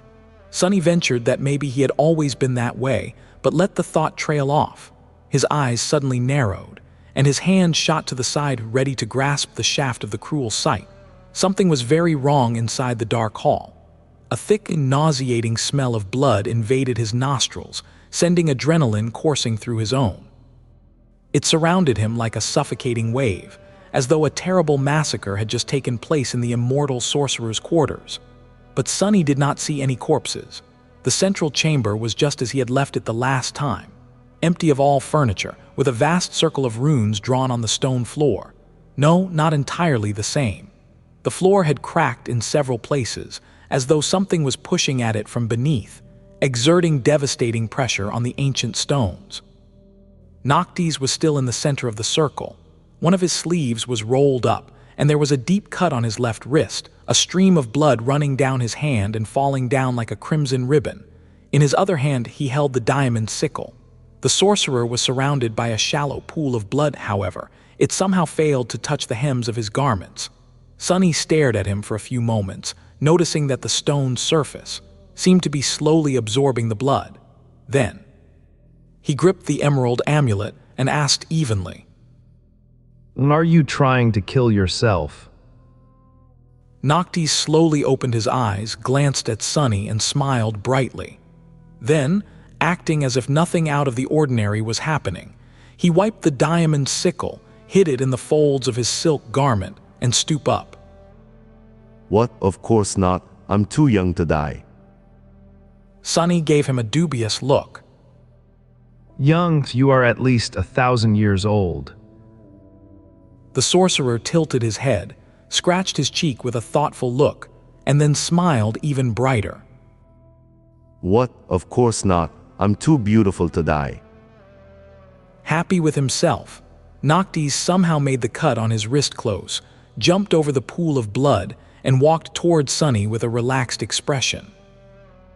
Come, this place needs to be aired, I think. The garden is nice and chill, though. Sunny threw one last look at the disappearing pool of blood. Did he imagine it? Or had the stone floor of the chamber trembled slightly? Just then, shaking his head, he turned away and followed Noctis outside. Together, they slowly headed for the altar island. Noctis seemed to enjoy the silence of the moonlit garden a lot. A minute or two later, though, he broke it with a carefree question. So, what did you want to tell me? Have you and your friends come to a decision? Sunny hesitated for a moment, then answered. We did, and we will help you fray hope. Noctis grinned. Noctis exclaimed that it was wonderful. After that, he didn't say anything else. Sunny waited for a while, a little confused. They had already reached the white altar and sat down on a stone bench, enjoying the sight of the pristine lake, with a pale circle of the moon reflecting on its calm surface. And yet, the sorcerer seemed to lose his ability to speak. Slightly irritated, Sunny hesitated for a moment and then asked awkwardly. So, do you need me to give you the knives? Noctis looked at him with an easy smile and shrugged. No need, keep them. Sunny's eye twitched. What do you mean, keep them? Wasn't the knives what you were after? The immortal sorcerer looked at the reflection of the moon, then waved a hand vaguely. We can deal with them when the time comes. Things will sort themselves out, one way or another. He remained silent for a bit, and then added, his smile slowly disappearing. Now that the one in the north is dead, things will start moving faster. The other chain lords are probably already in motion. Noctis sighed, then leaned back and looked up at the sky. We won't have as much time to prepare as I would have hoped. 2 months, perhaps, maybe even less. You and your friends should spend that time wisely. Once the end starts, we won't have an opportunity to relax like this until it's all over. Sunny grew silent, then looked at the tranquil lake. After a few moments, he said, We will help you, but I have some questions. Amused by that statement, Noctis laughed. You even have questions on a night like this? Sunless, you should learn how to enjoy yourself from time to time. Take a moment and appreciate the world. Otherwise, what is the point in living? Sunny glanced at him with a deadpan expression. Do I look like someone who knows what the point of living is? Thanks for the advice, I'll take your words to heart. However, I still have questions. The sorcerer made a dour face and sighed. All right, one question. I'll answer one question, so think well before asking it. Sunny did not speak for a while, staring at the reflection of the moon. His face grew serious, deep shadows veiling his eyes. After several minutes spent in silence, he finally frowned, looked at Noctis, and said, Then tell me this one thing. Why did Sun God destroy Hope's kingdom? The immortal raised his eyebrows, then threw his head back and laughed. By the moon, of all the questions in the world, you just had to ask this one, didn't you? He shook his head and then looked away. Well, a deal is a deal. I'll answer. Like many others who tried to answer this question over the centuries, some said that it was because she was a demon, others said that it was because she was too powerful, that she had grown too prideful, or that she had grown too radiant, shining even the Lord of Light. But they were all wrong, in truth. At least what I think is the truth. Hope wasn't punished because she was too powerful, too prideful, or too radiant. He remained silent for a few moments, and then sighed. It was because she was worshipped. Sunny remained silent for a few moments, absorbing what Noctis had told him. The altar island was calm and tranquil, the lake surrounding it shimmering in the darkness with the reflected moonlight. The branches of the ancient tree swayed gently above his head. Because she was worshipped. He snorted and looked away, feeling bitterly disappointed for some reason. After a while, he said darkly, So what? That is all there is. Sun God was jealous. The sorcerer glanced at him, lingered for a moment, and then slowly shook his head. No, he wasn't. Noctis remained silent for a bit, then sighed. The gods had never shown any animosity toward demons. In fact, their relationship was somewhat friendly. In the battles of the ancient times, they even fought side by side as allies. He frowned. Neither had the gods ever cared about whom or what the mortals worshipped. There were all kinds of silly cults before. There were rulers that proclaimed themselves divine, people who built temples to beasts and spirits. Some oddballs even worshipped rocks, or the corrupted abominations. By the moon, can you imagine? But the gods did not mind at all. The sorcerer glanced up at the sky, thought for a bit, and then said somberly, However, people had never worshipped a demon. Before hope, the demons, you see, are elusive and solitary creatures by nature. There is the eldest, mysterious weaver, the demon of fate who is shrouded in countless layers of lies. Then there is the youngest, Nether, the demon of destiny, who secluded himself in the darkness of the underworld. There is the demon of oblivion, whose name is long forgot. Sunny listened attentively, absorbing the new information. Already accustomed to wielding the emerald medallion, he reflexively let go of the beautiful stone and allowed it to hand from the chain wrapped around his fingers, so that his thoughts remained private. So the prince of the underworld was actually called Nether. I wonder which came first, the name of the title. And he was also the demon of destiny, it seems. Wait, aren't fate and destiny the same thing? I guess they're not. The rune for destiny can also mean choice after all. So, was he actually the demon of choice? His thoughts were interrupted by the sorcerer's wistful voice. And the rest, each a personification of calamity and disaster, mysterious, distant, and terrifying, each and every one of them. Or at least they were, until the demon of desire decided to come and live among us mortals, becoming known as Hope. She built her kingdom here, and soon people learned to love her. And not long after that, they started to worship her. Noctis paused and then continued, his face growing darker. And that was when we learned that, while the gods were friendly to demons and indifferent to mortals building temples to beasts, spirits, and rocks, they would not allow a demon to be worshipped.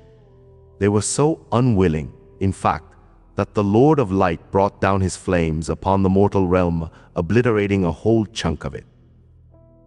Sunny frowned, feeling a cold sense of dread permeate his heart. Remembering one of his nightmares, he shivered. But why?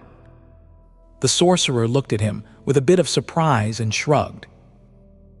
Who knows? I guess only the gods do. Well, and maybe a demon or two. I doubt that even Hope knew what she had done wrong. But maybe she does now. In any case, after her imprisonment, slowly, the idea of worshipping a demon became tantamount to heresy. Noctis suddenly laughed. What a strange word, heresy, don't you think? It had not even existed when I was young, you know. But then, suddenly, each of the 6 cults started treating demon worshippers as criminals, pests who were spreading a vile disease. And the concept of heresy was invented. Now, becoming a heretic means being hunted down and saying goodbye to your life. He grew silent and then sighed. We did not know it at the time, of course, but the destruction of the Kingdom of Hope was a turning point in history. With it, the age of heroes ended and the current one, whatever it will be called one day, began. What a dreadful era. Nothing has gone right from then on. Sunny remained silent for a while, thinking that there was something strange about this whole story. Nothing made sense. The gods and the demons had been allies once. Knowing that they would eventually clash in a devastating war, he could not quite believe it. However, on second thought, the prince of the underworld, Nether, was indeed described as having been close with the gods of the black skies once. Who was to say that the other demons had not consorted with the gods as well? But that only made the divine punishment that the Lord of Light had brought down upon the Kingdom of Hope more inexplicable and strange. And who had they been allied together against? The creatures of the void. What was the exact timeline of all this convoluted nonsense? The age of heroes had ended with the imprisonment of Hope, but when had it started? And what had been happening before? Sunny grumbled about having so many questions and so few answers. Sunny glanced at Noctis, hesitated for a few moments, and then grasped the emerald amulet again. However, the sorcerer was having none of it. He glanced at Sunny and said with a smile, I feel like you are about to ask me a question. That would be the second question. Wait, no, the second one was whether or not Sun God was jealous. Wicked demon, you tricked me. Noctis shook his head, looked at Sunny with reproach, and stood up. Shame on you, Sunless. Good night. Tell your friends to prepare well in the time that we have left. With that, the sorcerer gave him another hurt look, then turned away and started walking back toward his residence. After a few steps, however, he stopped and said in his usual carefree manner, Oh yes, I almost forgot. You will have to go and retrieve the third knife too. Don't worry though, it is not going to be hard, rather easy, really. Sunny, who was staring at the tranquil lake with a dark expression, simply nodded. Sure, wait, what? Why do we have to do it? Go and get it yourself. Noctis hesitated for a bit, then sighed. Ah, I wish that I could. But, well, I might have said some nonsense about how my friend should only give the knife to someone of pure thought and heart, or something like that. And sadly, while I am the most outstanding person in all of the Kingdom of Hope in many regards, purity is not my strong suit. You and your friends, however, you reek of purity. Well, one or two of you at least, for now. With that, the sorcerer winked at Sunny and strolled away, whistling a jovial tune. Sunny watched him go, and then shook his head with a bewildered expression on his face. Wait, did he just swindled me into getting another knife for him again?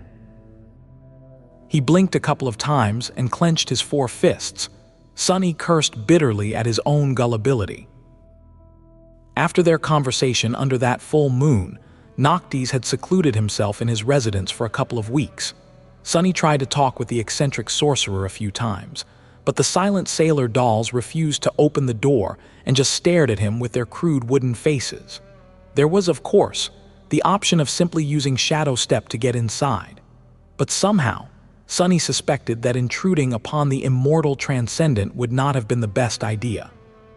There were real souls trapped inside these sailor dolls, after all.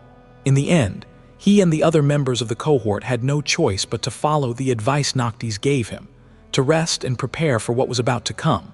Luckily, there were a lot of preparations they had to do. While all 4 had trained themselves extensively before entering the nightmare, many things happened since then. There were a lot of lessons they had learned in these 3 terrible months. Most of them bringing the 4 awakened to the very door of death. Now that they had time, they could go over everything they had learned, revisit it, and truly absorb it into their bones, connecting the new knowledge and skills to their foundation in a solid manner. For Sunny, that meant several things. The first one was shadow dance. He had found himself in a strange situation, having made the recent breakthrough inside of a nightmare that he did not really remember. Sunny could guess that mastering the third step of his battle style was tied to the fact that he had lived through countless nightmares and lost himself in them, becoming truly shapeless and formless, forgetting himself and turning into other people completely. That observation was in line with how he had initially made progress to the third step of Shadow Step back in the arena of the Red Colosseum, where he shadowed numerous nightmare creatures. Back then, he had almost lost himself as well, but stopped at the last moment, fearing that he would not be able to come back. Being trapped in the nightmares had made that frightening step for him, and so he had approached the very edge of a breakthrough. The final piece of the puzzle had been trying to shadow the epitome of formlessness, another shadow nightmare. As a result of the breakthrough, Sunny's ability to recognize and gain insight into patterns of combat techniques had increased even more, now allowing him to understand and predict not only the movements and behavior of his enemies, but also intricately sense the flow of essence through their bodies, as well as, almost but not quite, being able to predict their very thoughts. However, there was one glaring flaw in this miraculous ability, one that he didn't know how to solve. For the first time since Sunny had created Shadow Dance, the elusive battle art was starting to seem dangerous, not only for his enemies, but also for himself. What was the point of being able to kill something if he ran the risk of losing himself and becoming that thing forever? To kill a dragon, one had to become a dragon. Why would anyone want to achieve such a victory? if earning it meant ceasing to be themselves and becoming the very thing they had wanted to destroy.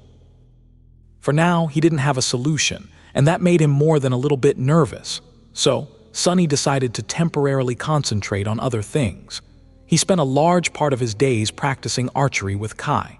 Sonny quickly realized that he would never be as talented of an archer as his friend was, but that did not mean that he could not achieve great results. In fact, his aim and skill with the bow were increasing at a steady pace. Still, there was a question of distributing the tools the cohort possessed in the most efficient manner, so Sonny reluctantly tried to lend Morgan's warbow to Kai. It was for naught, though. Because of the unbending enchantment of the bow, his friend was simply not strong enough to draw it.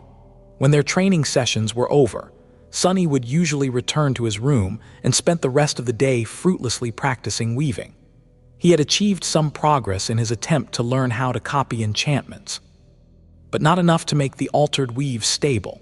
The number of memories he had won in the Red Colosseum was dwindling by the day with no apparent result, which made Sonny very frustrated. It seemed that he had hit a bottleneck in his understanding of how spellweaves were supposed to work, and was in need of a mental breakthrough to push himself any further. That breakthrough was not in a hurry to come, though. When the day was over and darkness encroached upon the world, Sonny turned to the third and most time-consuming part of his preparations, collecting shadow fragments to form his fourth core. Leaving the sanctuary, he would travel to nearby islands in search of nightmare creatures to hunt and kill those he could find, and that were not beyond his ability to defeat.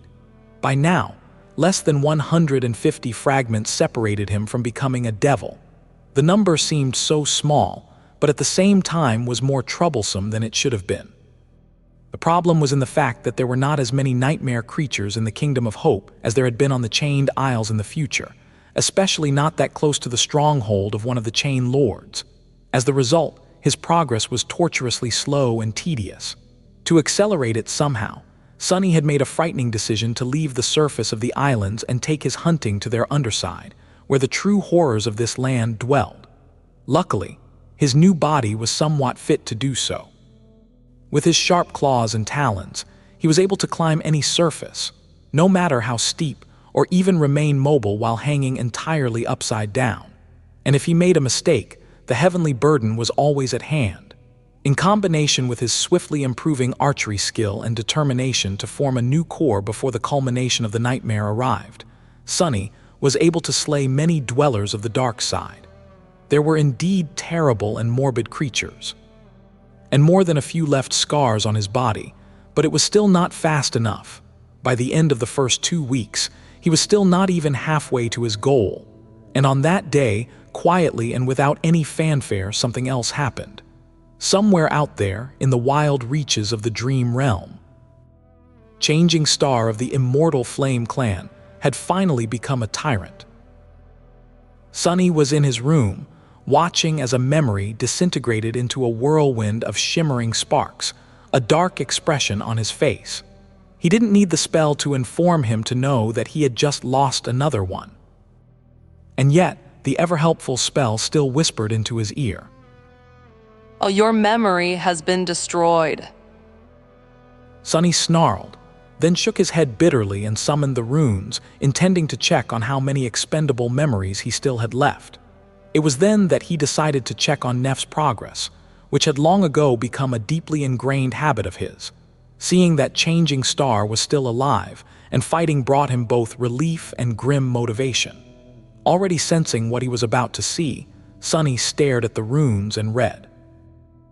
Name Nephi's true name Changing Star, rank dormant, class tyrant, shadow cores 5-7, shadow fragments 0-5000. He looked at the runes for some time, then sighed and dismissed them. Just a few days ago, she was still far away from reaching the 5th core.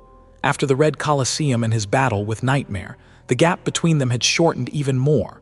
But now, Neff had gone and done something crazy again, making it grow vast and infuriating once more. He stared at the walls of his room darkly. It was as though the two of them were constantly playing an insane game of tug-of-war. Fully knowing that one wrong move meant death, but equally unwilling to let the opponent win. And from the very start of it, he had never been in the lead. Sunny muttered that it was all very tiresome. Sunny shook his head, realizing that he was in no mood to blindly throw himself at the impregnable barrier of weaving anymore, at least not today. His solemn mood changed, however, when the shadows he had stationed across from the sorcerer's door saw it open and the familiar figure walk out. Then wince at the bright sun. Noctis looked a bit disheveled with dark circles under his eyes and slightly messy hair. Considering who it was, though, Sunny could only guess whether the immortal was tired or just hungover. Still, this wasn't a chance he was ready to miss. Wasting some essence to step through the shadows, Sunny appeared a few meters away from Noctis and looked at him with a guarded expression. The sorcerer blinked a couple of times, then put on a friendly smile. Sunless, you are still here. Haven't we just talked? Sunny inwardly rolled his eyes.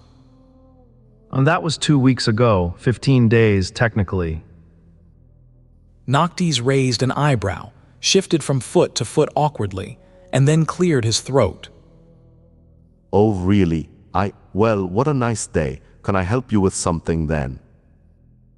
Sunny stared at the sorcerer for a few moments, then nodded. Yes, in fact you can. The immortal transcendent smiled brightly. Well, why didn't you say so? We are friends, are we not? And friends are supposed to help each other. So, what do you need? Sunny gripped the emerald amulet tighter, hesitated for a second, and then said, Can you teach me sorcery? Noctis continued to smile for a bit, then laughed. That's it, sure, no problem. I am the greatest sorcerer in the Kingdom of Hope after all. Under my guidance, you will become a distinguished sorcerer yourself in no time. Let me think. If we start right now. As Sunny smiled tentatively, he looked at the sky to gauge the time of day, thought for a bit, and then added, We'll be finished at about the same time, 100 years from now. Let us start. Sunny blinked. What in 100 years? The sorcerer frowned a little, then shrugged. Well, maybe 200 years. That was how long it took me to learn the basics. If you mean true sorcery, of course, not those pitiful tricks others consider to be miracles. Actually, what do you think sorcery is? Sunny hesitated, then said with uncertainty, The ability to manipulate magical energies through means that fall outside one's aspect. Noctis stared at him for a bit, then sighed. A good enough answer, but no. Simply put, there is no such thing as sorcery. Or rather, there is no single thing called sorcery. But there are various ways to twist the underlying laws of the world to produce some effect, desirable or not.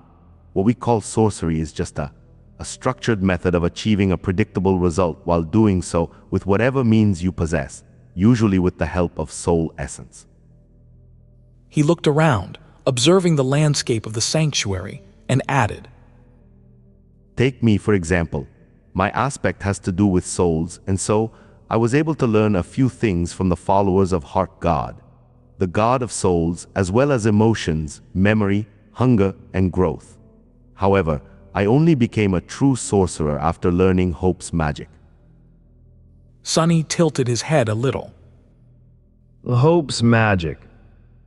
Noctis nodded. Ah, yes. The most common type of sorcery used by mortals, blindly and without a true understanding of its nature, I might add, comes from Hope. She is the one who invented writing, after all, and gifted it to us humans. What a wonderful invention it was. Writing itself does not produce sorcery, though. He hesitated and then added, Before Hope invented writing, the most common type of sorcery used by mortals, even more blindly, was the sorcery of names. You see, Sunless, everything that exists has a name. In fact, you might even say that a thing only starts to exist after it is given a name. A flower is just a flower, one among many, until you call it a rose. Then, roses are suddenly different from all the other flowers, and so they come to exist. Sunny frowned, not sure that he understood what the hell Noctis was talking about. Wouldn't roses exist even if they were not called roses? Well, in a sense, they wouldn't. flowers that looked like roses would, but they would not be called roses, and so there would not be roses. Sunny muttered that it was all very confusing. The sorcerer, meanwhile, ignored his befuddlement and continued. However, not all names are equal, so are simply given and aren't worth much, while others have to be earned. And those names, the true names of things, hold power over them. Names are a powerful thing, sunless, and so, a long time ago, people who learned those names could share in that power. However, their authority was obscure and fleeting, since it was only invoked when someone said the names aloud, and saying them with a mortal mouth was not an easy feat. He suddenly smiled. But that was what made Hope's invention so ingenious. You see, once writing appeared, one with enough knowledge could connect the names to material objects, granting the invocation permanence. Of course, it is not that simple. In fact, knowing the names of things and how to shape them into songs and phrases is incredibly hard, because with the knowledge of names comes the knowledge of everything. Noctis let out a heavy sigh. Simply scribbling a rune without understanding its meaning would not do anything. So, it takes centuries to learn the very basics of runic sorcery. Unless you are intrinsically predisposed to it, of course, which no one is, except for Hope herself. But I will gladly teach you everything I know, if you have a century or two to spare, I mean. The sorcerer smiled brightly and stared at Sunny, sincerity written all other his obnoxiously beautiful face. Sunny muttered about that slimy bastard under his breath. Of course, Sunny did not have a couple of centuries to spare, but maybe he didn't need to. Names are a powerful thing. Suddenly, a seed of an idea appeared in his mind. Maybe some other time. Noctis sighed with regret and opened his mouth to say something, but the four-armed demon was already gone, swallowed by shadows. The sorcerer stared at the shadows with a sour face, then shook his head and sighed again. Noctis remarked to himself on what a strange fellow Sunny was. Back in the Red Colosseum, Sunny had spent an excruciating amount of time remembering and comparing the weaves of different memories in order to understand what they had in common.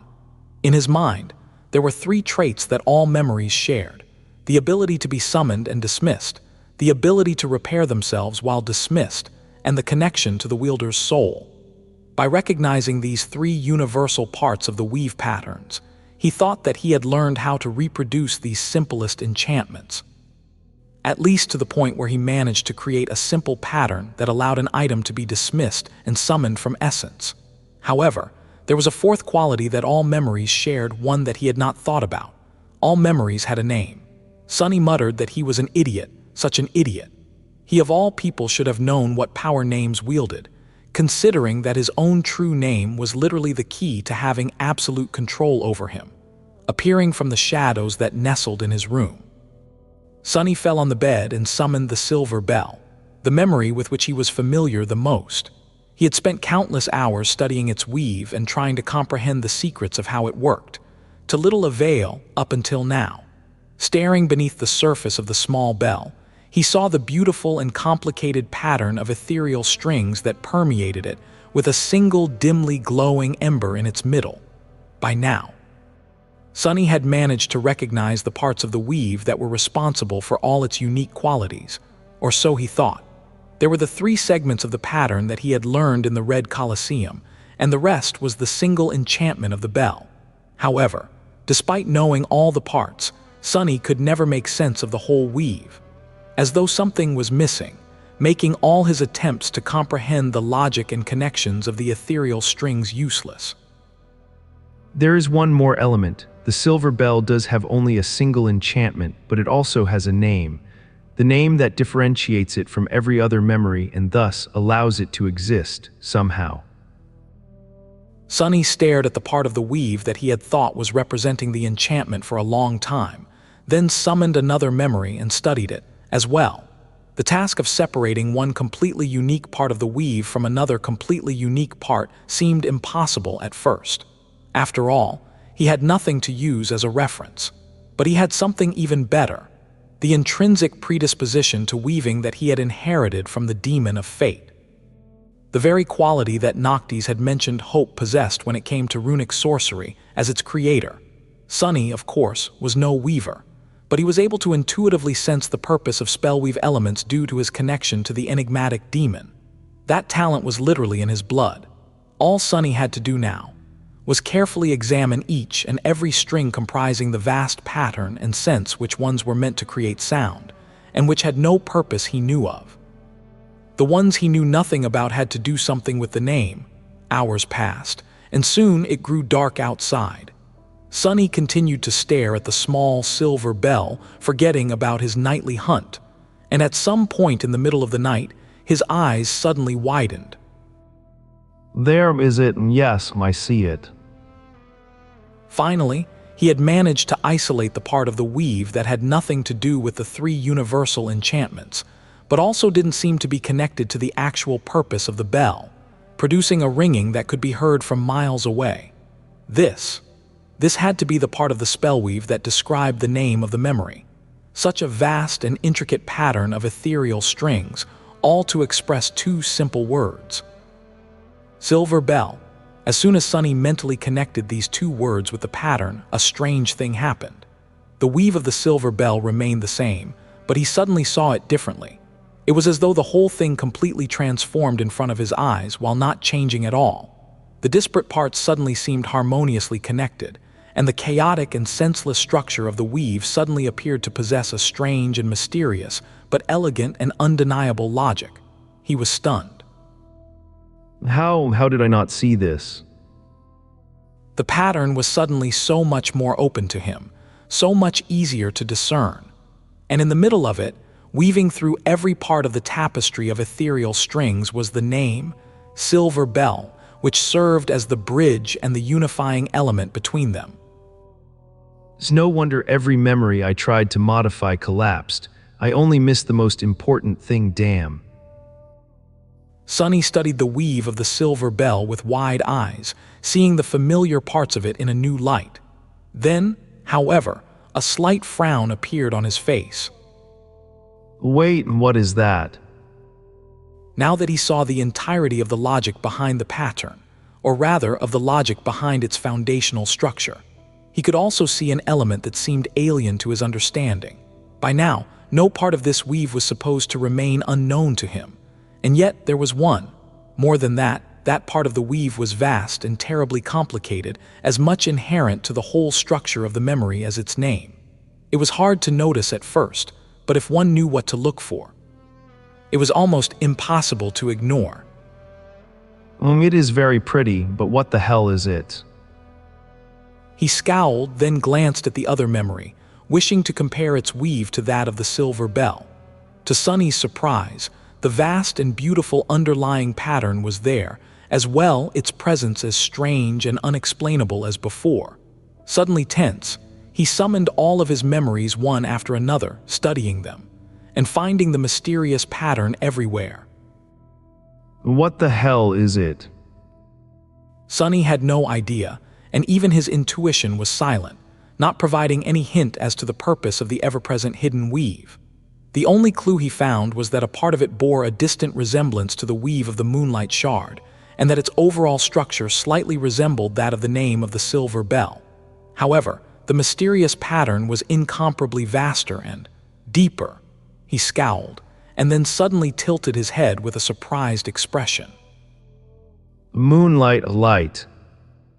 Sunny glanced at the weave again, and then froze. Lost from light.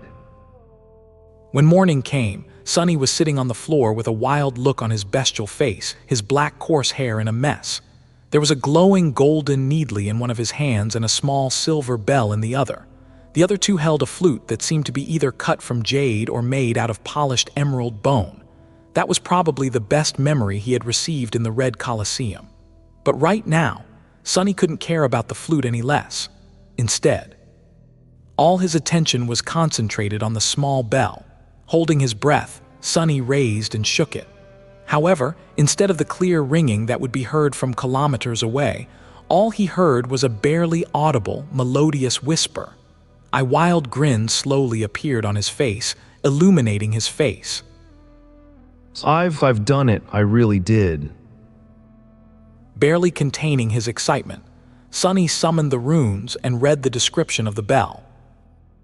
Memory silver bell, memory rank dormant, memory tier 2, memory description a small memento of a long-lost home which once brought its owner comfort and joy. Its clear ringing can be heard from miles away. Memory enchantments, silver song sonorous, silver song enchantment description.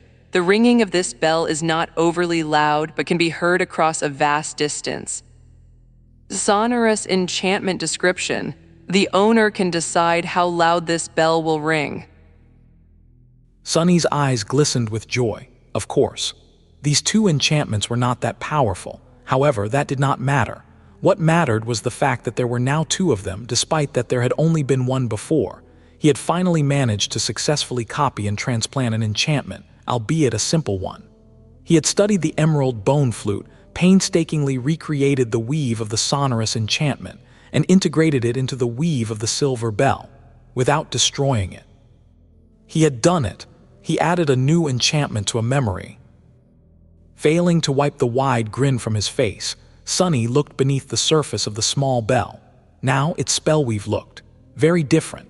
Where there had once only been strings of ethereal light, now there were black strings made of shadows as well. The two types of strings were intricately intertwined to create a complicated and yet harmonious pattern. More than that, the pattern of the silver bell used to have only one glowing ember that served as a nexus for the ethereal threads. But now, there were two. Knowing that an additional enchantment would require a more powerful foundation, Sunny had used one of the soul shards in his possession to create a new anchor. All of this had only been possible because of his new insight into the structure of weaves. Knowing that the name of a memory was integral to its spellweave allowed Sunny to see the pattern as a whole. And so, he was finally able to change it without destroying the thing entirely. Of course, he was still unable to even think about creating an enchantment of his own, but taking an already existing enchantment pattern and transplanting it into a different memory was not outside of the realm of possibility for him anymore. Granted, it was not an easy process. Just the simple sonorous enchantment took a whole night and an ocean of shadow essence to create. And that was after he had spent months staring at the silver bell and studying its spellweave. But still, Sunny breathed a quiet exclamation of awe. The possibilities were almost infinite. The ability to modify and change his memories could open countless doors for him in time, and that was only scratching the surface of his recent breakthrough. Just the fact that he had been able to raise the tier of the silver bell by adding an additional anchor was already promising enough. Yes, it would take a lot of time and effort to solidify this success and learn how to copy enchantments faster and more reliably. There would be plenty of failures along the way. But the more Sunny practiced, the more he would come to know about the logic and essence of weaving. One day in the future, he would gain enough knowledge and experience to take the next step and learn how to modify and change the enchantments themselves, altering their function.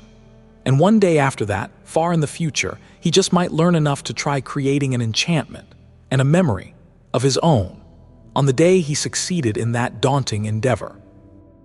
On that day, Sunny would earn the right to call himself a true sorcerer. On that day, he would become a weaver.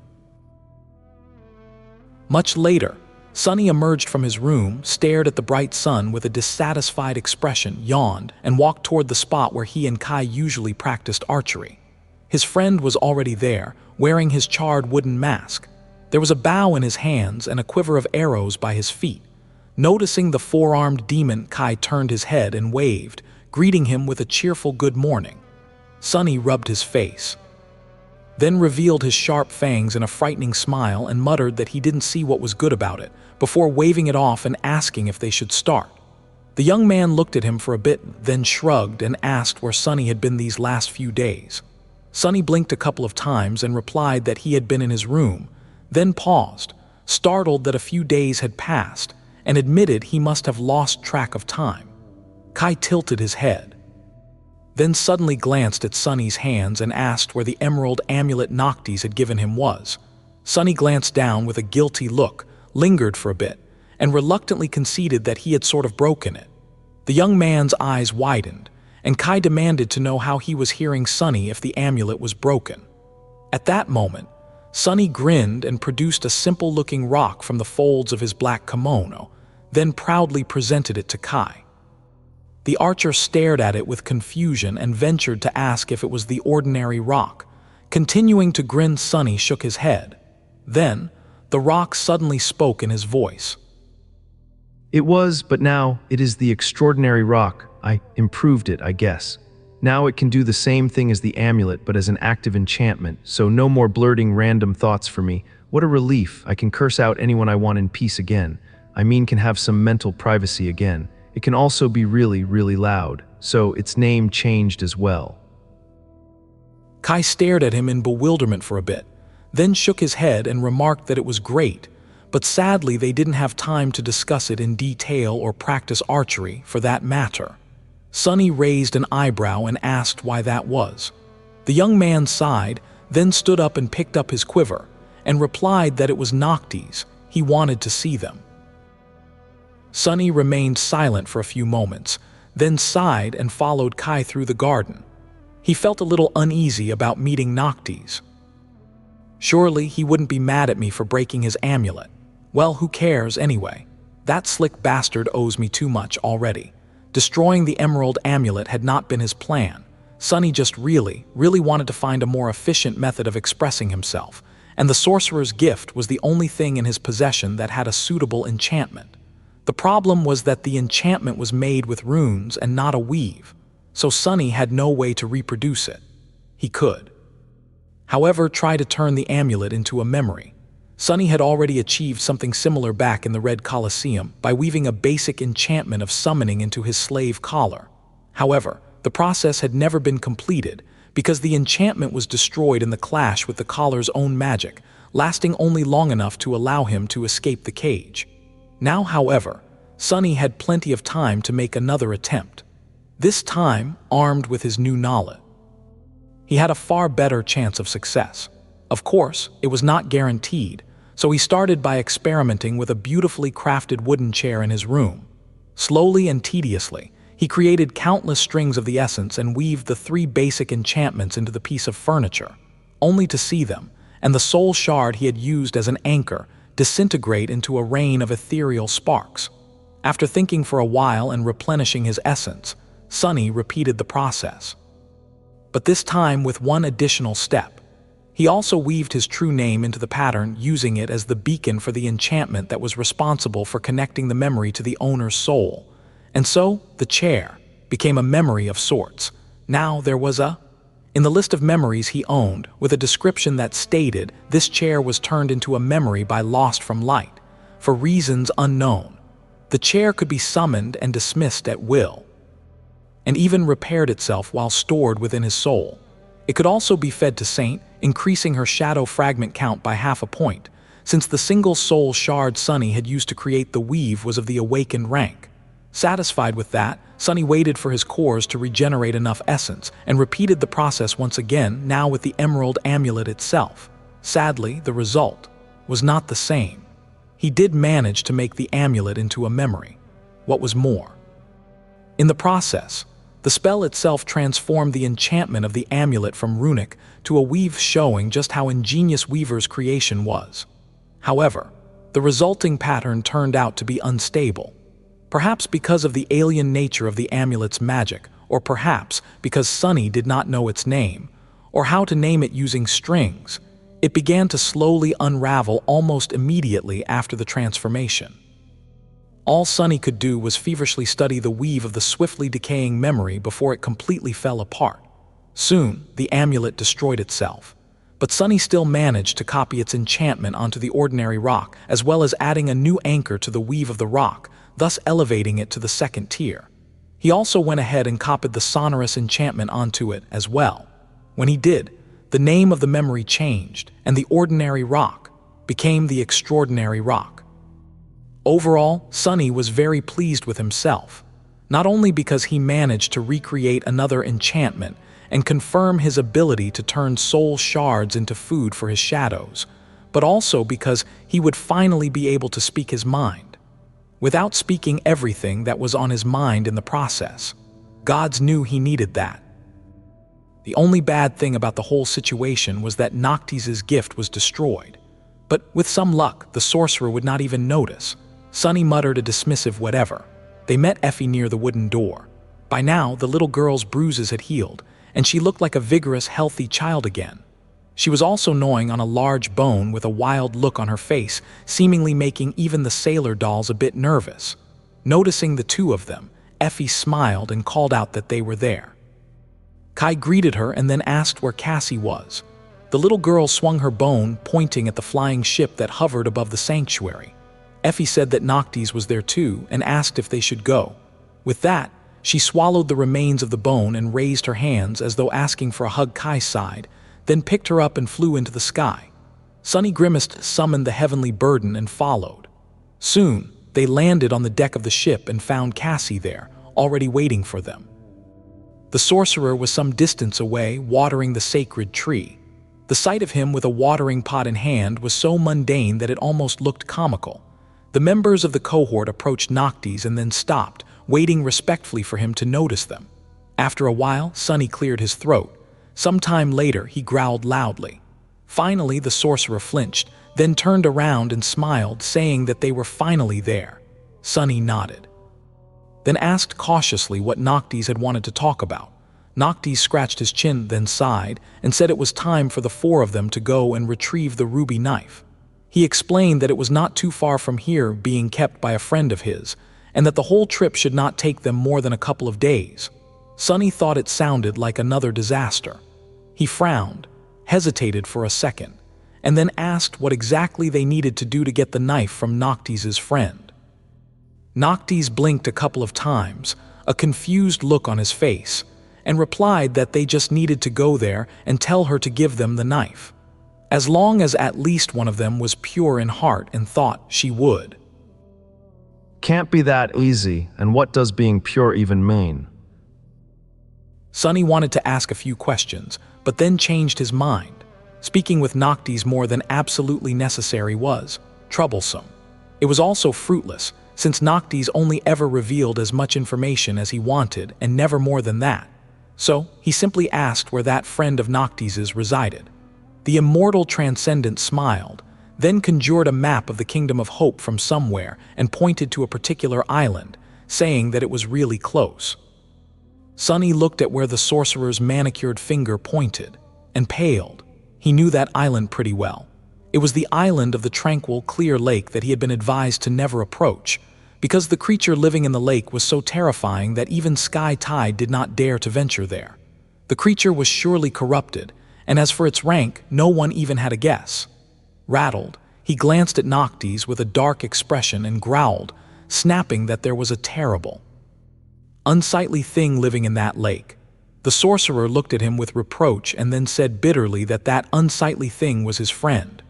He scolded Sunny, saying shame on him, Sunless, and that of all the creatures in the world, he thought Sunny would be the last to judge someone on their appearance, since after all, Sunny was a terrible and unsightly thing himself, and yet they were best friends. Sunny stared at the sorcerer for a few moments unamused. He really wanted to retort, but couldn't.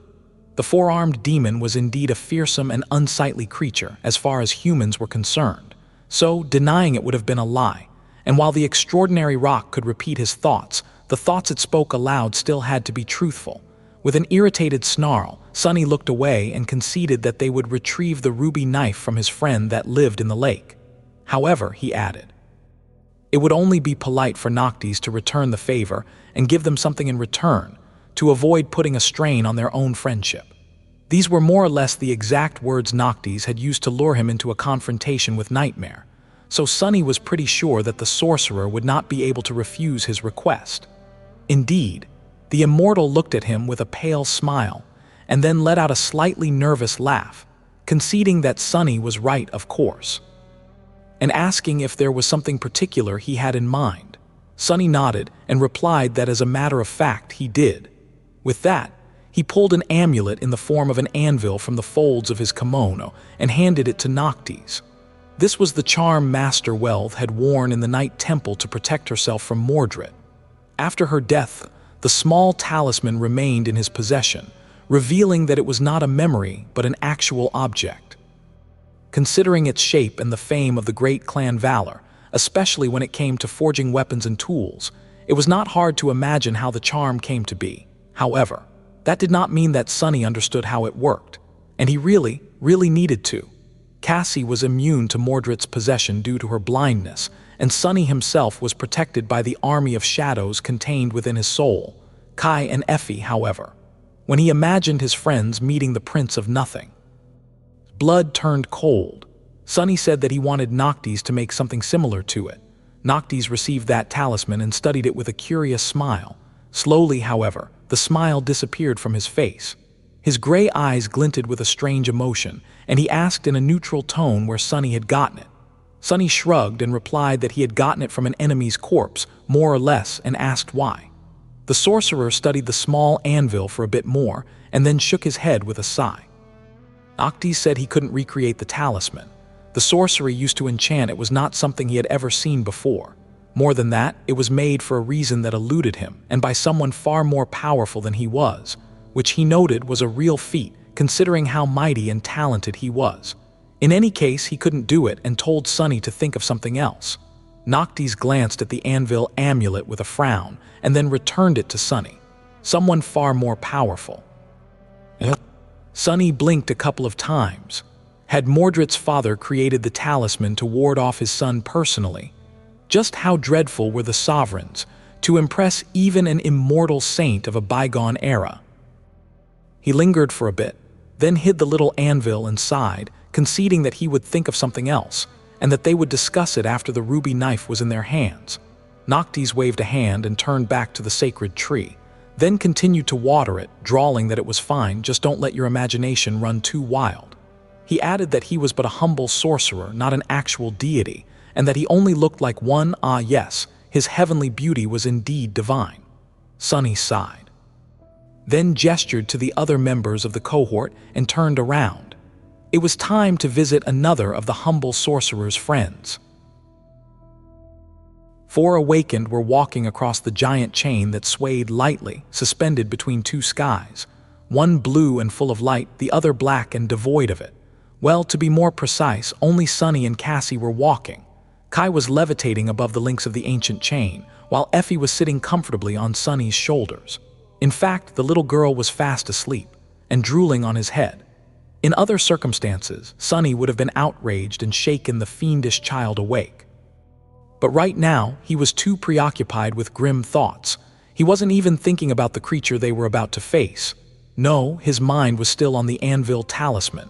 Since Noctis was unable to create a second one, someone in their cohort was going to have to remain without any defense against the Prince of Nothing. And now, Sonny had to decide who. Was he going to give the charm to Kai or to Effie? As though reading his thoughts, the little girl suddenly shifted, then yawned and opened her eyes. Effie grumbled, telling Sonny to stop grinding his fangs so loud because she couldn't sleep, and asked what had gotten him so tense. He hesitated for a few moments, then shared his concerns. Both Cassie and Kai listened, as well, their faces turning as grim as his own. Effie, however, seemed unconcerned. She retorted that it was hardly a problem, and told Sonny to just give it to Kai. Sonny jumped down to the next link, holding Effie's skinny legs to prevent her from falling off, and then asked if she wasn't afraid of being consumed by Mordret. The little girl grimaced and replied that they overestimated that Mordret guy a lot, and that he wasn't that dangerous. Everyone grew silent, looking at her with doubt. Not dangerous. The 100 lost warriors, 2 ascended knights, and the whole of the northern reach of the Kingdom of Hope begged to differ. She shook her head and observed that what made him dangerous were the 6 cores he possessed. Inside the Soul Sea, that guy could mirror the aspect of his enemy, correct. He could use the same abilities, but charge them with the power of multiple cores. Effie snorted and added that he didn't have 6 cores anymore. He only had 1, maybe 2 or 3 if he was very diligent and managed to create new ones. It didn't really matter. The point was, he had sacrificed his personal power to create 5 mirror monsters, which made the overall threat he represented far greater, but the danger to one's soul far lesser. She thought for a bit, and then added thoughtfully that in fact, she would even say that what truly made him dangerous were not his cores, but instead his skill and talent, his genius even when it came to combat. The ability to mirror someone's aspect sounded terrifying. Think about it. How long did it take to get a grasp on how to properly use your abilities? That guy had to fight someone with their own aspect seconds after coming into possession of it, which was not an easy feat. The little girl yawned again, and then settled into a more comfortable position, murmuring that more than that, he also inherited the person's flaw. So actually it was just a question of skill and experience. Let him invade her soul see, she would teach him some manners. With that, Effie fell asleep once again. Sunny remained silent for a bit, then sighed and handed the anvil amulet to Kai, who received it with a doubtful expression on his face. Effie was not wrong. Now that Mordret did not possess an overwhelming advantage in raw power, this facet of his aspect was less dangerous. It all came down to the nature of the victim's abilities and their skill. Effie was far more skilled in combat than Kai was. More than that, her own aspect was all about physical might and melee combat, and he had never seen anyone more comfortable in their physicality than Effie. Even Mordret would find it difficult to utilize her aspect better. But still, looking ahead, he scowled and said that they should hope they wouldn't have to find out whether she was right or not, and that there was still a chance they would not become enemies with Mordret in this nightmare. Effie shifted slightly, then said in a sleepy voice that of course she was right, and told him to let her nap in peace. However, instead of doing that, Sunny shook her awake. The little girl sighed with irritation and demanded to know what he wanted. He simply pointed forward and said that they were there. Just 100 or so meters ahead, the slope of a flying island rose upward from the heavenly chain. They had reached the tranquil lake.